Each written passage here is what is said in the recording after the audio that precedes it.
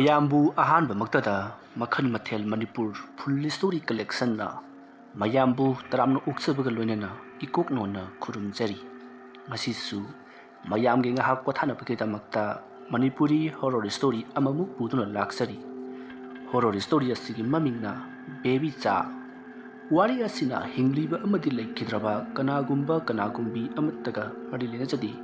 ꯑꯏꯕꯅ ꯋꯥꯈꯜꯅ ꯁꯥꯒꯠꯆꯔꯒ ꯇꯥꯕꯤꯔꯤꯕꯁꯤꯡꯒꯤ ꯉꯥꯏꯍꯥꯛ ꯄꯣꯊꯥꯅꯕꯒꯤꯗꯃꯛꯇ ꯁꯦꯝꯖꯕ ꯋꯥꯔꯤꯅꯤ꯫ ꯍꯧꯖꯤꯛ ꯃꯌꯥꯝꯗ ꯈꯨꯗꯣꯜ ꯇꯝꯖꯔꯤ ꯃꯅꯤꯄꯨꯔꯤ ꯍꯣꯔꯔ ꯁ꯭ꯇꯣꯔꯤ ꯕꯦꯕꯤ ꯆꯥ꯫ ꯁꯟꯙ꯭ꯌꯥ ꯌꯥꯆꯪꯂꯛꯄ ꯃꯇꯝ, ꯅꯨꯃꯤꯠꯅ ꯆꯤꯡꯌꯥ ꯄꯥꯡꯂꯛꯄ ꯇꯝꯌꯥ ꯀꯣꯔꯤ ꯆꯦꯜꯂꯛꯄ ꯃꯇꯝ ꯑꯗꯨꯋꯥꯏꯗ ꯃꯅꯤꯆꯥꯟ ꯊꯕꯛ ꯆꯠꯂꯨꯕꯗꯒꯤ ꯃꯌꯨꯝꯂꯣꯝꯗ ꯍꯜꯂꯛꯂꯤ꯫ ꯆꯣꯛꯊꯔꯕ ꯃꯁꯥꯗꯣ ꯃꯌꯨꯝ ꯌꯧꯔꯛꯄꯗꯨꯗ ꯈꯔ ꯇꯦꯛꯈꯠꯆꯕꯒꯨꯝ ꯇꯧꯔꯤ꯫ ꯃꯅꯤꯆꯥꯟꯅ ꯃꯍꯥꯛꯀꯤ ꯅꯨꯄꯤ ꯕꯦꯅꯨꯕꯨ ꯀꯟꯅ ꯀꯧꯔꯛꯂꯤ꯫ ꯕꯦꯅꯨ ꯃꯅꯤꯡꯂꯣꯝꯗ ꯀꯔꯤꯒꯨꯝꯕ ꯊꯕꯛ ꯑꯃ ꯇꯧꯔꯨꯔꯤꯕꯅꯤ꯫ ꯕꯦꯅꯨꯁꯨ ꯃꯍꯥꯛꯀꯤ ꯃꯄꯨꯔꯣꯏꯕ ꯃꯅꯤꯆꯥꯟ ꯃꯈꯣꯟ ꯇꯥꯕ ꯑꯗꯨꯗ ꯕꯦꯅꯨ ꯌꯨꯝꯖꯥꯎꯔꯣꯝꯗ ꯄꯔꯞ ꯂꯥꯛꯂꯤ꯫ ꯃꯇꯝ ꯑꯗꯨꯗ ꯃꯅꯤꯆꯥꯟꯗꯣ ꯌꯨꯝꯖꯥꯎꯒꯤ ꯃꯌꯥꯏꯗ ꯊꯥꯗꯨꯅ ꯊꯝꯂꯤꯕ ꯁꯣꯐꯥ ꯑꯗꯨꯗ ꯐꯝꯊꯔꯒ ꯅꯨꯡꯁꯥ ꯁꯥꯡꯅ ꯍꯣꯟꯇꯣꯛꯂꯒ ꯃꯍꯥꯛ ꯇꯨꯃꯤꯟꯅ ꯉꯥꯏꯍꯥꯛ ꯐꯝꯗꯨꯅ ꯃꯀꯣꯛ ꯑꯗꯣ ꯁꯣꯐꯥ ꯑꯗꯨꯗ ꯉꯥꯊꯔꯞ ꯇꯧꯗꯨꯅ ꯂꯩꯔꯤ꯫ ꯕꯦꯅꯨ ꯄꯔꯞ ꯆꯪꯁꯤꯜꯂꯛꯂꯒ "ꯀꯩꯗꯧꯔꯒꯦ ꯉꯁꯤꯗꯤ ꯑꯣꯟꯊꯣꯛꯅ ꯊꯕꯛꯁꯦ ꯊꯦꯡꯅ ꯂꯥꯛꯈ꯭ꯔꯦ?" "ꯊꯕꯛ ꯂꯣꯏꯔꯒ ꯑꯩ ꯑꯇꯣꯞꯄ ꯈꯔꯁꯨ ꯑꯗꯨꯛ ꯆꯠꯂꯨꯕ ꯑꯗꯨꯗ ꯊꯦꯡꯗꯣꯛꯈ꯭ꯔꯤꯕꯅꯤ꯫ ꯏꯆꯥꯅꯨꯄꯤꯗꯤ ꯀꯗꯣꯝ ꯆꯠꯈ꯭ꯔꯦ?" "ꯃꯃꯥꯟꯅꯕ ꯈꯔ ꯂꯥꯛꯇꯅ ꯁꯥꯟꯅꯅꯤꯡꯉꯥꯏ ꯆꯠꯈꯤꯕꯅꯤ, ꯑꯩ ꯑꯝꯇ ꯀꯧꯁꯜꯂꯨꯈꯤꯒꯦ." "ꯉꯥꯏꯈꯣꯅꯦ ꯅꯪꯕꯣ, ꯑꯉꯥꯡꯗꯨꯁꯨ ꯀꯧꯁꯜꯂꯨ, ꯋꯥ ꯑꯝꯇ ꯍꯥꯏꯒꯦꯅꯦ ꯅꯪꯕꯣ." "ꯀꯔꯤ ꯋꯥꯅꯣ?" "ꯉꯁꯥꯏꯗꯨ ꯑꯩꯒꯤ ꯏꯃꯥꯟꯅꯕ ꯑꯃ ꯂꯩ, ꯃꯍꯥꯛ ꯊꯦꯡꯅꯕꯅꯤ꯫ ꯃꯍꯥꯛꯅ ꯍꯥꯏꯕꯗ ꯃꯥꯒꯤ ꯌꯨꯝꯁꯤ ꯂꯥꯏ ꯇꯤꯟꯒꯤ ꯁꯥꯎꯕ ꯈꯔ ꯂꯩꯔꯝꯗꯅ ꯍꯟꯗꯛꯇꯨ ꯂꯥꯏ ꯄꯨꯖꯥ ꯈꯔ ꯇꯧꯋꯦꯅ ꯍꯥꯏ꯫ ꯑꯗꯨꯃꯥꯏꯅ ꯑꯆꯥ ꯄꯨꯖꯥ ꯈꯔ ꯇꯧꯕꯗꯒꯤ ꯐꯈꯤꯗꯅ ꯍꯥꯏ꯫ ꯑꯗꯨꯃꯥꯏꯅ ꯇꯧꯗꯅ ꯑꯩꯁꯨ ꯑꯃꯨꯛꯇꯪ ꯌꯦꯡꯊꯣꯛꯀꯦꯗꯅ ꯃꯉꯣꯟꯗ ꯍꯥꯏꯔꯝꯕꯅꯤ꯫ ꯈꯪꯗꯦ, ꯍꯟꯗꯛꯇꯤ ꯃꯪ ꯍꯥꯟꯅꯒ ꯏꯅꯨꯡ ꯅꯨꯡꯉꯥꯏꯇꯕꯅꯤ꯫ ꯌꯨꯝꯁꯤꯅꯒ ꯃꯔꯣꯜ ꯑꯃ ꯅꯍꯥꯟ ꯃꯈꯩꯒ ꯃꯥꯟꯅꯗꯕ ꯃꯑꯣꯡꯗ ꯀꯔꯤꯅꯣꯝ ꯏꯇꯧ ꯇꯧꯔꯛꯄꯁꯤꯗ ꯑꯩꯁꯤ ꯋꯥꯈꯜꯁꯤ ꯌꯥꯝꯅ ꯈꯟꯖꯥꯟꯅꯩꯅꯦ ꯃꯃꯥ." "ꯀꯩꯗꯧꯔꯒꯦ ꯍꯥꯏꯁꯤꯕꯣ? ꯑꯩꯗꯤ ꯀꯩꯝꯇ ꯊꯦꯡꯅꯗꯦꯅ." "ꯑꯩꯅꯅꯦ ꯅꯪ ꯀꯤꯈꯤꯅꯤ ꯍꯥꯏꯗꯅ ꯁꯨꯝ ꯍꯥꯏꯗꯕꯒꯤ ꯋꯥꯅꯤ, ꯑꯗꯨꯒ ꯑꯉꯥꯡꯅꯒ ꯂꯩꯁꯟꯕꯒ." "ꯉꯍꯥꯟꯗꯨ ꯑꯩꯅ ꯃꯄꯥꯟ ꯊꯣꯛꯄꯅꯦꯅ ꯊꯣꯛꯈ꯭ꯔꯒ ꯏꯃꯨꯡꯗ ꯒꯨꯗꯨꯡ ꯆꯪꯉꯛꯄ ꯃꯇꯝꯗ ꯅꯍꯥꯛꯅ ꯀꯩꯗꯧꯔꯒꯦꯗꯅ ꯍꯪꯈꯤꯕꯗꯣ, ꯑꯗꯨꯗꯨ ꯑꯩ ꯀꯔꯤꯒꯨꯝꯕ ꯈꯔ ꯎꯈꯤꯕꯅꯤꯅꯦ." "ꯀꯩꯅꯣ ꯍꯥꯏꯁꯤꯕꯣ? ꯀꯔꯤ ꯎꯔꯤꯅꯣꯕ ꯑꯗꯨꯕꯣ?" "ꯑꯇꯩ ꯅꯠꯇꯦꯗ, ꯁꯤꯕꯤ ꯑꯩꯅ ꯃꯅꯤꯡꯗ ꯆꯠꯄ ꯃꯇꯝꯗ ꯃꯅꯤꯡꯗ ꯑꯉꯥꯡ ꯅꯨꯄꯤ ꯃꯆꯥ ꯑꯃ ꯆꯠꯂꯒ ꯂꯩꯔꯝꯃꯤ꯫ ꯃꯗꯨ ꯑꯩꯗꯤ ꯏꯆꯥꯅꯨꯄꯤ ꯕꯦꯕꯤ ꯆꯥꯅꯦꯗꯅ ꯑꯩꯒꯤ ꯉꯥꯏꯍꯥꯛꯇꯪꯗꯨꯗ ꯋꯥꯈꯜꯁꯤꯗ ꯈꯟꯈꯤꯗꯅ ꯅꯪꯕꯨ ꯀꯗꯥꯏ ꯆꯠꯂꯤꯕꯅꯣꯅꯦ ꯍꯥꯏꯗꯅ ꯇꯥꯟꯅꯔꯒ ꯍꯦꯛ ꯌꯦꯡꯉꯨꯔꯦ꯫ ꯑꯉꯥꯡ ꯑꯗꯨꯗꯤ ꯑꯁꯣꯝ ꯆꯠꯈ꯭ꯔꯒ ꯀꯤꯒꯅꯨꯀꯣ, ꯑꯩꯈꯣꯏꯒꯤ ꯃꯅꯤꯡꯒꯤ ꯆꯣꯔꯐꯣꯟ ꯄꯥꯝꯕꯤ ꯑꯁꯤꯗ ꯃꯀꯣꯛꯅ ꯂꯩꯃꯥꯏꯗ ꯌꯨꯡꯊꯔꯒ ꯃꯈꯣꯡꯅ ꯎꯊꯛꯂꯣꯝꯗ ꯌꯨꯡꯈꯠꯂꯒ ꯃꯅꯤꯡ ꯍꯜꯂꯒ ꯀꯥꯈ꯭ꯔꯤꯕꯅꯤꯅꯦ ꯅꯪꯕꯣ." "ꯑꯁ, ꯑꯗꯨꯕꯨ ꯋꯥꯔꯤꯅꯦꯅ ꯌꯥꯔꯦꯁꯦ, ꯑꯩꯅꯦ ꯁ꯭ꯋꯥꯏ ꯂꯥꯎꯏ." "ꯑꯩꯅ ꯍꯥꯏꯗ꯭ꯔꯥ ꯅꯪ ꯀꯤꯔꯛꯀꯅꯤ ꯍꯥꯏꯗꯅ." ꯁ꯭ꯋꯥꯏ ꯂꯥꯎꯕꯦꯗꯅ ꯂꯩꯊꯣꯛꯄꯅꯗꯤ ꯌꯥꯔꯣꯏ꯫ ꯑꯗꯨꯒꯤ ꯃꯇꯨꯡ ꯑꯩꯁꯦ ꯃꯪꯍꯥꯗ ꯅꯨꯄꯤ ꯃꯆꯥ ꯑꯃꯅ ꯑꯩꯕꯨ ꯈꯨꯠꯂꯥꯝ ꯇꯣꯏꯅ ꯇꯠꯇꯅ ꯍꯦꯛ ꯀꯧꯏ꯫ ꯉꯍꯥꯟꯁꯨ ꯑꯩꯒꯤ ꯃꯪꯂꯥꯟꯗ ꯑꯩꯁꯦ ꯅꯨꯄꯤ ꯃꯆꯥ ꯑꯃꯅ ꯊꯣꯡꯒꯥꯜꯂꯣꯝꯗ ꯈꯨꯠ ꯁꯝꯗꯨꯅ ꯄꯨꯊꯣꯛꯂꯝꯃꯤ꯫ ꯃꯇꯝ ꯑꯗꯨꯗ ꯑꯩꯒꯤ ꯏꯆꯥꯅꯨꯄꯤ ꯕꯦꯕꯤ ꯆꯥꯅ ꯑꯩꯕꯨ ꯄꯥꯕꯨꯡ ꯆꯠꯈꯤꯅꯣ ꯍꯥꯏꯗꯨꯅ ꯅꯤꯡꯉꯥꯏ ꯇꯧꯗꯨꯅ ꯀꯞꯄꯗꯒꯤ ꯑꯩꯁꯤ ꯑꯃꯨꯛ ꯍꯟꯖꯤꯜꯂꯛꯑꯦ ꯍꯥꯏꯗꯨꯅ ꯇꯧꯏ꯫ ꯃꯗꯨꯗꯒꯤ ꯃꯤꯀꯞ ꯑꯗꯨꯝ ꯊꯣꯛꯂꯛꯂꯦ꯫ ꯑꯗꯨꯒ ꯉꯁꯤꯒꯤ ꯑꯩꯒꯤ ꯃꯪꯗꯁꯨ ꯑꯩꯁꯤ ꯑꯆꯧꯕ ꯄꯨꯈ꯭ꯔꯤ ꯑꯃꯗ ꯏꯔꯥꯛꯅꯔꯝꯃꯤꯅꯦ." "ꯀꯩꯅꯣ ꯍꯥꯏꯁꯤꯕꯣ? ꯇꯥꯃꯣꯗꯤ ꯏꯔꯣꯏꯕ ꯍꯩꯕꯗꯥꯏꯅꯦ?" "ꯍꯣꯏꯅꯦ, ꯑꯗꯨꯅꯤꯅꯦ ꯑꯩꯁꯨ ꯉꯛꯏꯕꯁꯤ꯫ ꯑꯩꯒꯤ ꯈꯣꯡ ꯑꯁꯤꯗ ꯀꯅꯥꯒꯨꯝꯕ ꯑꯃꯅ ꯆꯤꯡꯊꯕꯒꯨꯝ ꯃꯪꯗꯨꯗ ꯐꯥꯎꯈꯤꯕꯅꯤ꯫ ꯐꯔꯦ, ꯑꯃꯕꯨ ꯑꯣꯏꯔꯦ, ꯏꯃꯨꯡꯁꯤ ꯀꯔꯤꯅꯣꯃꯗꯤ ꯏꯇꯧ ꯇꯧꯕ ꯃꯥꯜꯂꯤ꯫ ꯉꯍꯥꯟ ꯃꯈꯩ ꯇꯧꯗꯕ ꯃꯑꯣꯡ ꯑꯃ ꯍꯟꯗꯛ ꯇꯧꯔꯛꯂꯤꯕ ꯑꯁꯤ ꯀꯔꯤꯒꯨꯝꯕ ꯈꯔ ꯁꯣꯏꯗꯅ ꯂꯩꯔꯝꯒꯗꯕ ꯃꯥꯜꯂꯤ꯫ ꯑꯗꯨꯅ ꯂꯥꯏ ꯑꯃꯨꯛꯇꯪ ꯈꯣꯏꯔꯝ ꯊꯣꯛꯀꯦ ꯍꯥꯏꯗꯅ ꯑꯩꯒꯤ ꯏꯃꯥꯟꯅꯕ ꯑꯗꯨꯒ ꯇꯧꯔꯒ ꯃꯥꯏꯕꯤ ꯑꯃꯒꯤ ꯃꯌꯨꯝꯗ ꯆꯠꯂꯨꯕꯅꯤ꯫ ꯃꯥꯏꯕꯤꯗꯣ ꯂꯩꯔꯝꯗꯦ, ꯀꯗꯥꯏꯗꯅꯣ ꯑꯃ ꯂꯥꯏ ꯈꯣꯏꯔꯝꯕ ꯆꯠꯈꯤ ꯍꯥꯏꯕ꯭ꯔꯥ ꯀꯔꯤꯅꯣꯃ ꯍꯥꯏ, ꯑꯗꯨꯒꯤ ꯂꯩꯍꯧꯗꯦ꯫ ꯉꯁꯤ ꯅꯤꯅꯤ ꯍꯨꯝꯅꯤ ꯂꯩꯔꯒ ꯂꯥꯛꯑꯣꯗꯅ ꯍꯥꯏꯔꯛꯏ꯫ ꯑꯗꯨꯅ ꯑꯩ ꯍꯌꯦꯡꯒꯤ ꯃꯊꯪꯁꯤ ꯆꯠꯁꯤꯔꯥ ꯍꯥꯏꯗꯅ ꯈꯜꯂꯤꯕꯅꯤ, ꯑꯗꯨꯁꯨ ꯑꯌꯨꯛꯇ꯫ ꯅꯣꯡꯃꯥꯏꯖꯤꯡꯁꯨ ꯑꯣꯏ, ꯁꯨꯇꯤ ꯊꯥꯏꯗꯅꯀꯣ꯫ ꯑꯗꯨꯅ ꯑꯩꯈꯣꯏꯒꯤ ꯏꯃꯨꯡꯁꯤꯗ ꯇꯧꯔꯤꯕ ꯊꯕꯛꯁꯤꯡꯁꯤ ꯀꯔꯤꯅꯣ ꯍꯥꯏꯕꯗꯨ ꯈꯪꯗꯣꯛꯅꯕꯒꯤꯗꯃꯛꯇ ꯂꯥꯏ ꯌꯦꯡꯒꯗꯧꯔꯦ ꯍꯥꯏꯕꯁꯤ ꯀꯅꯥꯒꯨꯝꯕ ꯈꯔꯅ ꯈꯪꯕ꯭ꯔꯥ ꯀꯔꯤꯅꯣ ꯈꯪꯗꯦ ꯉꯁꯤꯁꯤ ꯑꯩꯒꯤ ꯒꯥꯔꯤꯁꯤ ꯉꯥꯏꯍꯥꯛ ꯂꯩꯇ ꯃꯨꯠꯂꯤꯕꯅꯤ ꯑꯃꯥꯏꯕꯤꯒꯤ ꯃꯥꯏꯀꯩꯔꯣꯝꯗ ꯆꯠꯄꯁꯤꯗ ꯃꯇꯝꯗꯨꯗ ꯏꯃꯥꯟꯅꯕꯗꯨꯅ ꯑꯩꯉꯣꯟꯗ ꯅꯪꯒꯤꯁꯤ ꯑꯔꯨꯕ ꯑꯃꯗꯤ ꯁꯣꯏꯗꯅ ꯂꯩꯔꯝꯒꯅꯤ ꯍꯥꯏꯗꯅ ꯑꯩꯉꯣꯟꯗ ꯋꯥꯔꯤ ꯁꯥꯔꯛꯈꯤꯕꯅꯤ ꯐꯔꯦ ꯅꯆꯥꯅꯨꯄꯤꯗꯣ ꯀꯧꯁꯜꯂꯨꯔꯣ ꯅꯨꯃꯤꯗꯥꯡ ꯑꯣꯏꯁꯜꯂꯛꯄꯁꯤꯗꯅꯦ ꯑꯃꯨꯛꯅꯦ ꯁꯦꯔꯥꯟ ꯇꯨꯔꯥꯟ ꯇꯧꯈꯤꯅꯤ ꯃꯅꯤꯆꯟꯒꯤ ꯋꯥꯗꯨ ꯇꯥꯕꯗ ꯕꯤꯅꯨꯗꯨ ꯃꯁꯥꯗꯨ ꯀꯔꯤꯅꯣꯝ ꯏꯇꯧ ꯇꯧꯖꯔꯤ ꯃꯅꯤꯆꯥꯟꯅ ꯉꯍꯥꯟ ꯃꯈꯩ ꯍꯥꯏꯗꯕ ꯋꯥꯐꯝ ꯀꯌꯥ ꯍꯥꯏꯔꯛꯄ ꯑꯗꯨꯗ ꯕꯤꯅꯨꯗꯣ ꯃꯁꯥꯗꯨ ꯀꯔꯤꯅꯣꯝ ꯏꯇꯧ ꯇꯧꯖꯔꯤ ꯂꯥꯏ ꯊꯥꯖꯒꯟꯈꯤꯗ꯭ꯔꯕ ꯃꯍꯥꯛꯀꯤ ꯃꯄꯨꯔꯣꯏꯕ ꯃꯅꯤꯆꯥꯟꯅ ꯑꯗꯨꯝꯅ ꯂꯥꯏ ꯇꯤꯟꯒꯤ ꯃꯔꯝꯗ ꯍꯥꯏꯔꯛꯄꯗꯨꯗ ꯕꯤꯅꯨꯁꯨ ꯑꯀꯤꯕꯗꯤ ꯄꯣꯛꯂꯤꯕꯅꯤ ꯃꯁꯤꯒꯤ ꯃꯇꯨꯡ ꯕꯤꯅꯨꯗꯨ ꯃꯆꯥꯅꯨꯄꯤ ꯕꯦꯕꯤꯆꯥꯕꯨ ꯀꯧꯕ ꯂꯥꯛꯂꯤ ꯃꯌꯥꯝ ꯁꯥꯟꯅꯔꯤꯕ ꯑꯗꯣ ꯍꯧꯖꯤꯛꯇꯤ ꯑꯃꯠꯇ ꯁꯥꯟꯅꯔꯝꯗ꯭ꯔꯤ ꯕꯦꯕꯤꯆꯥ ꯂꯩꯔꯝꯗꯕ ꯑꯗꯨꯗ ꯕꯤꯅꯨꯗꯣ ꯀꯗꯥꯏꯗ ꯁꯥꯟꯅꯕ ꯆꯠꯈ꯭ꯔꯕꯖꯥꯠꯅꯣ ꯅꯨꯃꯤꯠ ꯇꯥꯔꯛꯂꯕꯗꯤ ꯌꯨꯝꯂꯣꯝꯗ ꯍꯜꯂꯛꯀꯦ ꯍꯥꯏꯗ꯭ꯔꯒ ꯃꯍꯥꯛꯇꯤ ꯀꯗꯥꯏ ꯇꯥꯟꯅ ꯆꯠꯈ꯭ꯔꯕꯖꯥꯠꯅꯣ ꯍꯥꯏꯗꯨꯅ ꯆꯕꯦꯡ ꯉꯥꯡꯗꯨꯅ ꯕꯤꯅꯨꯅ ꯃꯍꯥꯛꯀꯤ ꯃꯆꯥꯅꯨꯄꯤ ꯕꯦꯕꯤꯆꯥꯕꯨ ꯀꯣꯏꯊꯤ ꯊꯤꯔꯛꯂꯤ ꯑꯁꯨꯝꯅ ꯀꯣꯏꯊꯤ ꯊꯤꯔꯛꯄꯗ ꯐꯪꯕ ꯀꯧꯕ ꯂꯩꯇ꯭ꯔꯕꯗꯨꯗ ꯄꯥꯈꯠꯂꯛꯂꯗꯨꯅ ꯃꯌꯨꯝꯂꯣꯝꯗ ꯂꯥꯛꯂꯤ ꯃꯌꯨꯝ ꯌꯧꯔꯕꯗ ꯃꯍꯥꯛꯀꯤ ꯃꯄꯨꯔꯣꯏꯕ ꯃꯅꯤꯆꯥꯟꯗ ꯃꯆꯥꯅꯨꯄꯤ ꯕꯦꯕꯤꯆꯥꯗꯣ ꯂꯩꯔꯝꯗ꯭ꯔꯦ ꯍꯥꯏꯗꯨꯅ ꯇꯝꯂꯤ ꯑꯗꯨꯝꯅ ꯕꯤꯅꯨꯅ ꯄꯦꯔꯤ ꯇꯝꯂꯛꯄ ꯑꯗꯨꯗ ꯃꯅꯤꯆꯥꯟ ꯄꯥꯈꯠꯂꯗꯨꯅ ꯃꯍꯥꯛꯁꯨ ꯄꯔꯞ ꯊꯤꯕ ꯊꯣꯔꯛꯂꯤ ꯃꯃꯥꯟꯅꯕꯁꯤꯡ ꯑꯗꯨꯗ ꯀꯣꯏꯍꯪ ꯍꯪꯂꯛꯄꯗ ꯕꯦꯕꯤꯆꯥꯗꯤ ꯑꯁꯣꯝ ꯊꯪꯕ ꯅꯥꯀꯜꯂꯣꯝꯗ ꯆꯠꯈꯤ ꯍꯥꯏꯗꯨꯅ ꯂꯝꯕꯤ ꯇꯥꯛꯂꯛꯈꯤ ꯃꯈꯣꯏꯅ ꯇꯥꯛꯂꯛꯂꯤꯕ ꯂꯝꯕꯤ ꯑꯁꯦ ꯈꯨꯜꯒꯤ ꯌꯥꯝꯅ ꯁꯣꯡꯕ ꯎꯃꯪ ꯋꯥꯃꯪꯅ ꯇꯧꯕ ꯂꯝꯕꯤ ꯑꯃ ꯂꯩꯔꯤ ꯑꯗꯣꯝꯗꯅꯤ ꯍꯥꯏꯔꯤꯕ ꯂꯝꯕꯤ ꯑꯁꯤꯒꯤ ꯅꯥꯛ ꯌꯦꯠꯇ ꯃꯤ ꯑꯃꯠꯇ ꯇꯥꯗꯦ ꯋꯥꯅ ꯃꯔꯥꯡ ꯀꯥꯏꯅ ꯍꯧꯕ ꯂꯩꯔꯛ ꯑꯃꯗꯅꯤ ꯍꯥꯏꯔꯤꯕ ꯂꯩꯔꯛ ꯑꯁꯤ ꯑꯁꯨꯝ ꯆꯠꯈ꯭ꯔꯒ ꯑꯁꯣꯝ ꯊꯪꯕ ꯈꯨꯜ ꯑꯃ ꯐꯥꯎꯗꯣꯛ ꯐꯥꯎꯖꯤꯟ ꯇꯧꯕ ꯌꯥꯕ ꯑꯁꯝꯕ ꯂꯝꯕꯤ ꯑꯃꯅꯤ ꯑꯗꯨꯕꯨ ꯍꯥꯏꯔꯤꯕ ꯂꯝꯕꯤ ꯑꯁꯦ ꯊꯣꯏꯗꯣꯛꯅ ꯃꯤ ꯀꯅꯥ ꯑꯃꯠꯇ ꯆꯠꯅꯗꯕ ꯂꯝꯕꯤꯅꯤ ꯑꯃꯊꯦꯡꯒꯤ ꯃꯇꯝꯗ ꯅꯣꯡꯊꯤ ꯅꯣꯡꯃꯪꯕꯗ ꯇꯝꯅꯩ ꯕꯨꯠ ꯊꯣꯛꯏ ꯍꯥꯏꯗꯨꯅ ꯀꯅꯥꯁꯨ ꯆꯠꯅꯗꯕ ꯂꯝꯕꯤꯅꯤ ꯇꯉꯥꯏ ꯐꯔꯛꯇ꯭ꯔꯕ ꯃꯇꯝꯗ ꯑꯗꯨ ꯂꯧꯁꯤꯡꯒꯤ ꯃꯇꯝꯗ ꯍꯦꯛ ꯆꯠꯊꯣꯛ ꯆꯠꯁꯤꯟ ꯇꯧꯅꯕꯒꯤ ꯋꯥꯅꯤ ꯍꯥꯏꯔꯤꯕ ꯂꯝꯕꯤ ꯑꯗꯣꯝꯗ ꯆꯠꯈꯤ ꯍꯥꯏꯕ ꯄꯥꯎ ꯑꯁꯤ ꯇꯥꯕꯗꯨꯗ ꯕꯤꯅꯨ ꯑꯃꯗꯤ ꯃꯅꯤꯆꯥꯟ ꯄꯥꯈꯠꯇꯨꯅ ꯄꯔꯞ ꯑꯗꯣꯝꯗ ꯂꯥꯛꯂꯤ ꯁꯣꯝꯗꯅ ꯀꯝꯗꯧꯔꯤ ꯕꯦꯕꯤꯆꯥ ꯂꯩꯔꯛ ꯑꯗꯨꯗ ꯑꯁꯨꯝ ꯃꯇꯣꯝꯇ ꯀꯅꯥꯒꯨꯝꯕ ꯑꯃꯒ ꯃꯈꯨꯠ ꯁꯝꯗꯨꯅ ꯆꯠꯃꯤꯟꯅꯕꯒꯨꯝ ꯑꯁꯨꯝ ꯆꯠꯂꯤ ꯑꯗꯨꯒ ꯃꯍꯥꯛꯅ ꯀꯥꯆꯤꯟ ꯈꯔ ꯑꯣꯏꯔꯞꯅ ꯁꯝꯕꯜꯂꯩ ꯃꯔꯨꯝ ꯑꯃꯠꯇ ꯆꯪꯁꯤꯟꯗꯨꯅ ꯃꯍꯥꯛꯅ ꯂꯩꯕꯥꯛ ꯑꯗꯨ ꯈꯣꯠꯇꯨꯅ ꯆꯥꯛꯊꯣꯡꯕꯤ ꯁꯥꯟꯅꯕꯒꯤ ꯆꯦꯡ ꯑꯣꯏꯒꯗꯧꯔꯤꯕꯅꯤ ꯍꯥꯏꯗꯨꯅ ꯈꯣꯠꯇꯨꯅ ꯁꯥꯟꯅꯔꯤ ꯃꯇꯝ ꯑꯗꯨꯗ ꯃꯍꯥꯛꯀꯤ ꯃꯇꯨꯡꯗ ꯃꯨꯔꯤ ꯀꯅꯥꯒꯨꯝꯕ ꯑꯃ ꯂꯦꯞꯇꯨꯅ ꯂꯩꯔꯤ ꯁꯣꯝꯗꯅ ꯀꯝꯗꯧꯔꯤ ꯃꯅꯤꯆꯥꯟ ꯑꯃꯗꯤ ꯕꯤꯅꯨꯁꯨ ꯕꯦꯕꯤꯆꯥꯕꯨ ꯀꯧꯔꯗꯨꯅ ꯂꯩꯔꯛ ꯑꯗꯣꯝꯗ ꯑꯁꯨꯝ ꯂꯥꯛꯂꯤ ꯅꯨꯃꯤꯠꯇꯤ ꯑꯁꯨꯝ ꯃꯝꯁꯤꯜꯂꯛꯂꯕꯅꯤ ꯄꯥꯈꯠꯄ ꯑꯁꯨꯝ ꯍꯦꯜꯂꯛꯂꯗꯨꯅ ꯕꯤꯅꯨ ꯑꯃꯗꯤ ꯃꯅꯤꯆꯥꯟ ꯑꯁꯨꯝ ꯕꯦꯕꯤꯆꯥꯕꯨ ꯀꯧꯗꯨꯅ ꯊꯤꯔꯛꯄꯅ ꯍꯧꯖꯤꯛꯇꯤ ꯂꯩꯔꯛ ꯑꯗꯣ ꯂꯣꯏꯁꯤꯜꯂꯛꯀꯗꯧꯔꯤ ꯃꯇꯝ ꯑꯗꯨꯗ ꯀꯅꯥꯒꯨꯝꯕ ꯅꯨꯄꯤ ꯃꯆꯥ ꯑꯃꯅ ꯀꯞꯄꯒꯤ ꯈꯣꯟꯖꯦꯜ ꯇꯥꯔꯛꯄꯗꯒꯤ ꯕꯤꯅꯨ ꯑꯃꯗꯤ ꯃꯅꯤꯆꯥꯟ ꯃꯈꯣꯏꯅ ꯇꯥꯔꯤꯕ ꯃꯥꯏꯀꯩ ꯑꯗꯣꯝꯗ ꯆꯦꯟꯁꯤꯜꯂꯨꯏ ꯑꯁꯨꯝꯅ ꯆꯦꯟꯁꯤꯜꯂꯨꯕꯗ ꯕꯦꯕꯤꯆꯥꯗꯣ ꯁꯝꯕꯜꯂꯩ ꯃꯔꯨꯝ ꯑꯗꯨꯒꯤ ꯅꯥꯀꯜꯗ ꯂꯩꯔꯤꯕ ꯈꯣꯡꯕꯥꯜ ꯃꯆꯥ ꯑꯗꯨꯗ ꯇꯥꯁꯤꯟꯗꯨꯅ ꯃꯃꯥꯏ ꯃꯃꯤꯠ ꯄꯨꯝꯅꯃꯛ ꯇꯤꯡꯈꯪꯅ ꯈꯣꯠꯇꯠꯄꯗꯒꯤ ꯀꯞꯇꯨꯅ ꯂꯩꯔꯝꯂꯤ ꯃꯗꯨ ꯎꯕꯗ ꯃꯅꯤꯆꯥꯟ ꯄꯔꯞ ꯆꯣꯡꯊꯗꯨꯅ ꯃꯆꯥꯅꯨꯄꯤꯕꯨ ꯃꯈꯨꯠ ꯄꯥꯏꯗꯨꯅ ꯆꯤꯡꯈꯠꯄꯤꯔꯤ ꯑꯗꯨꯒ ꯁꯝꯕꯜꯂꯩ ꯑꯗꯨꯒꯤ ꯑꯁꯣꯝ ꯊꯪꯕ ꯅꯥꯀꯜꯂꯣꯝꯗ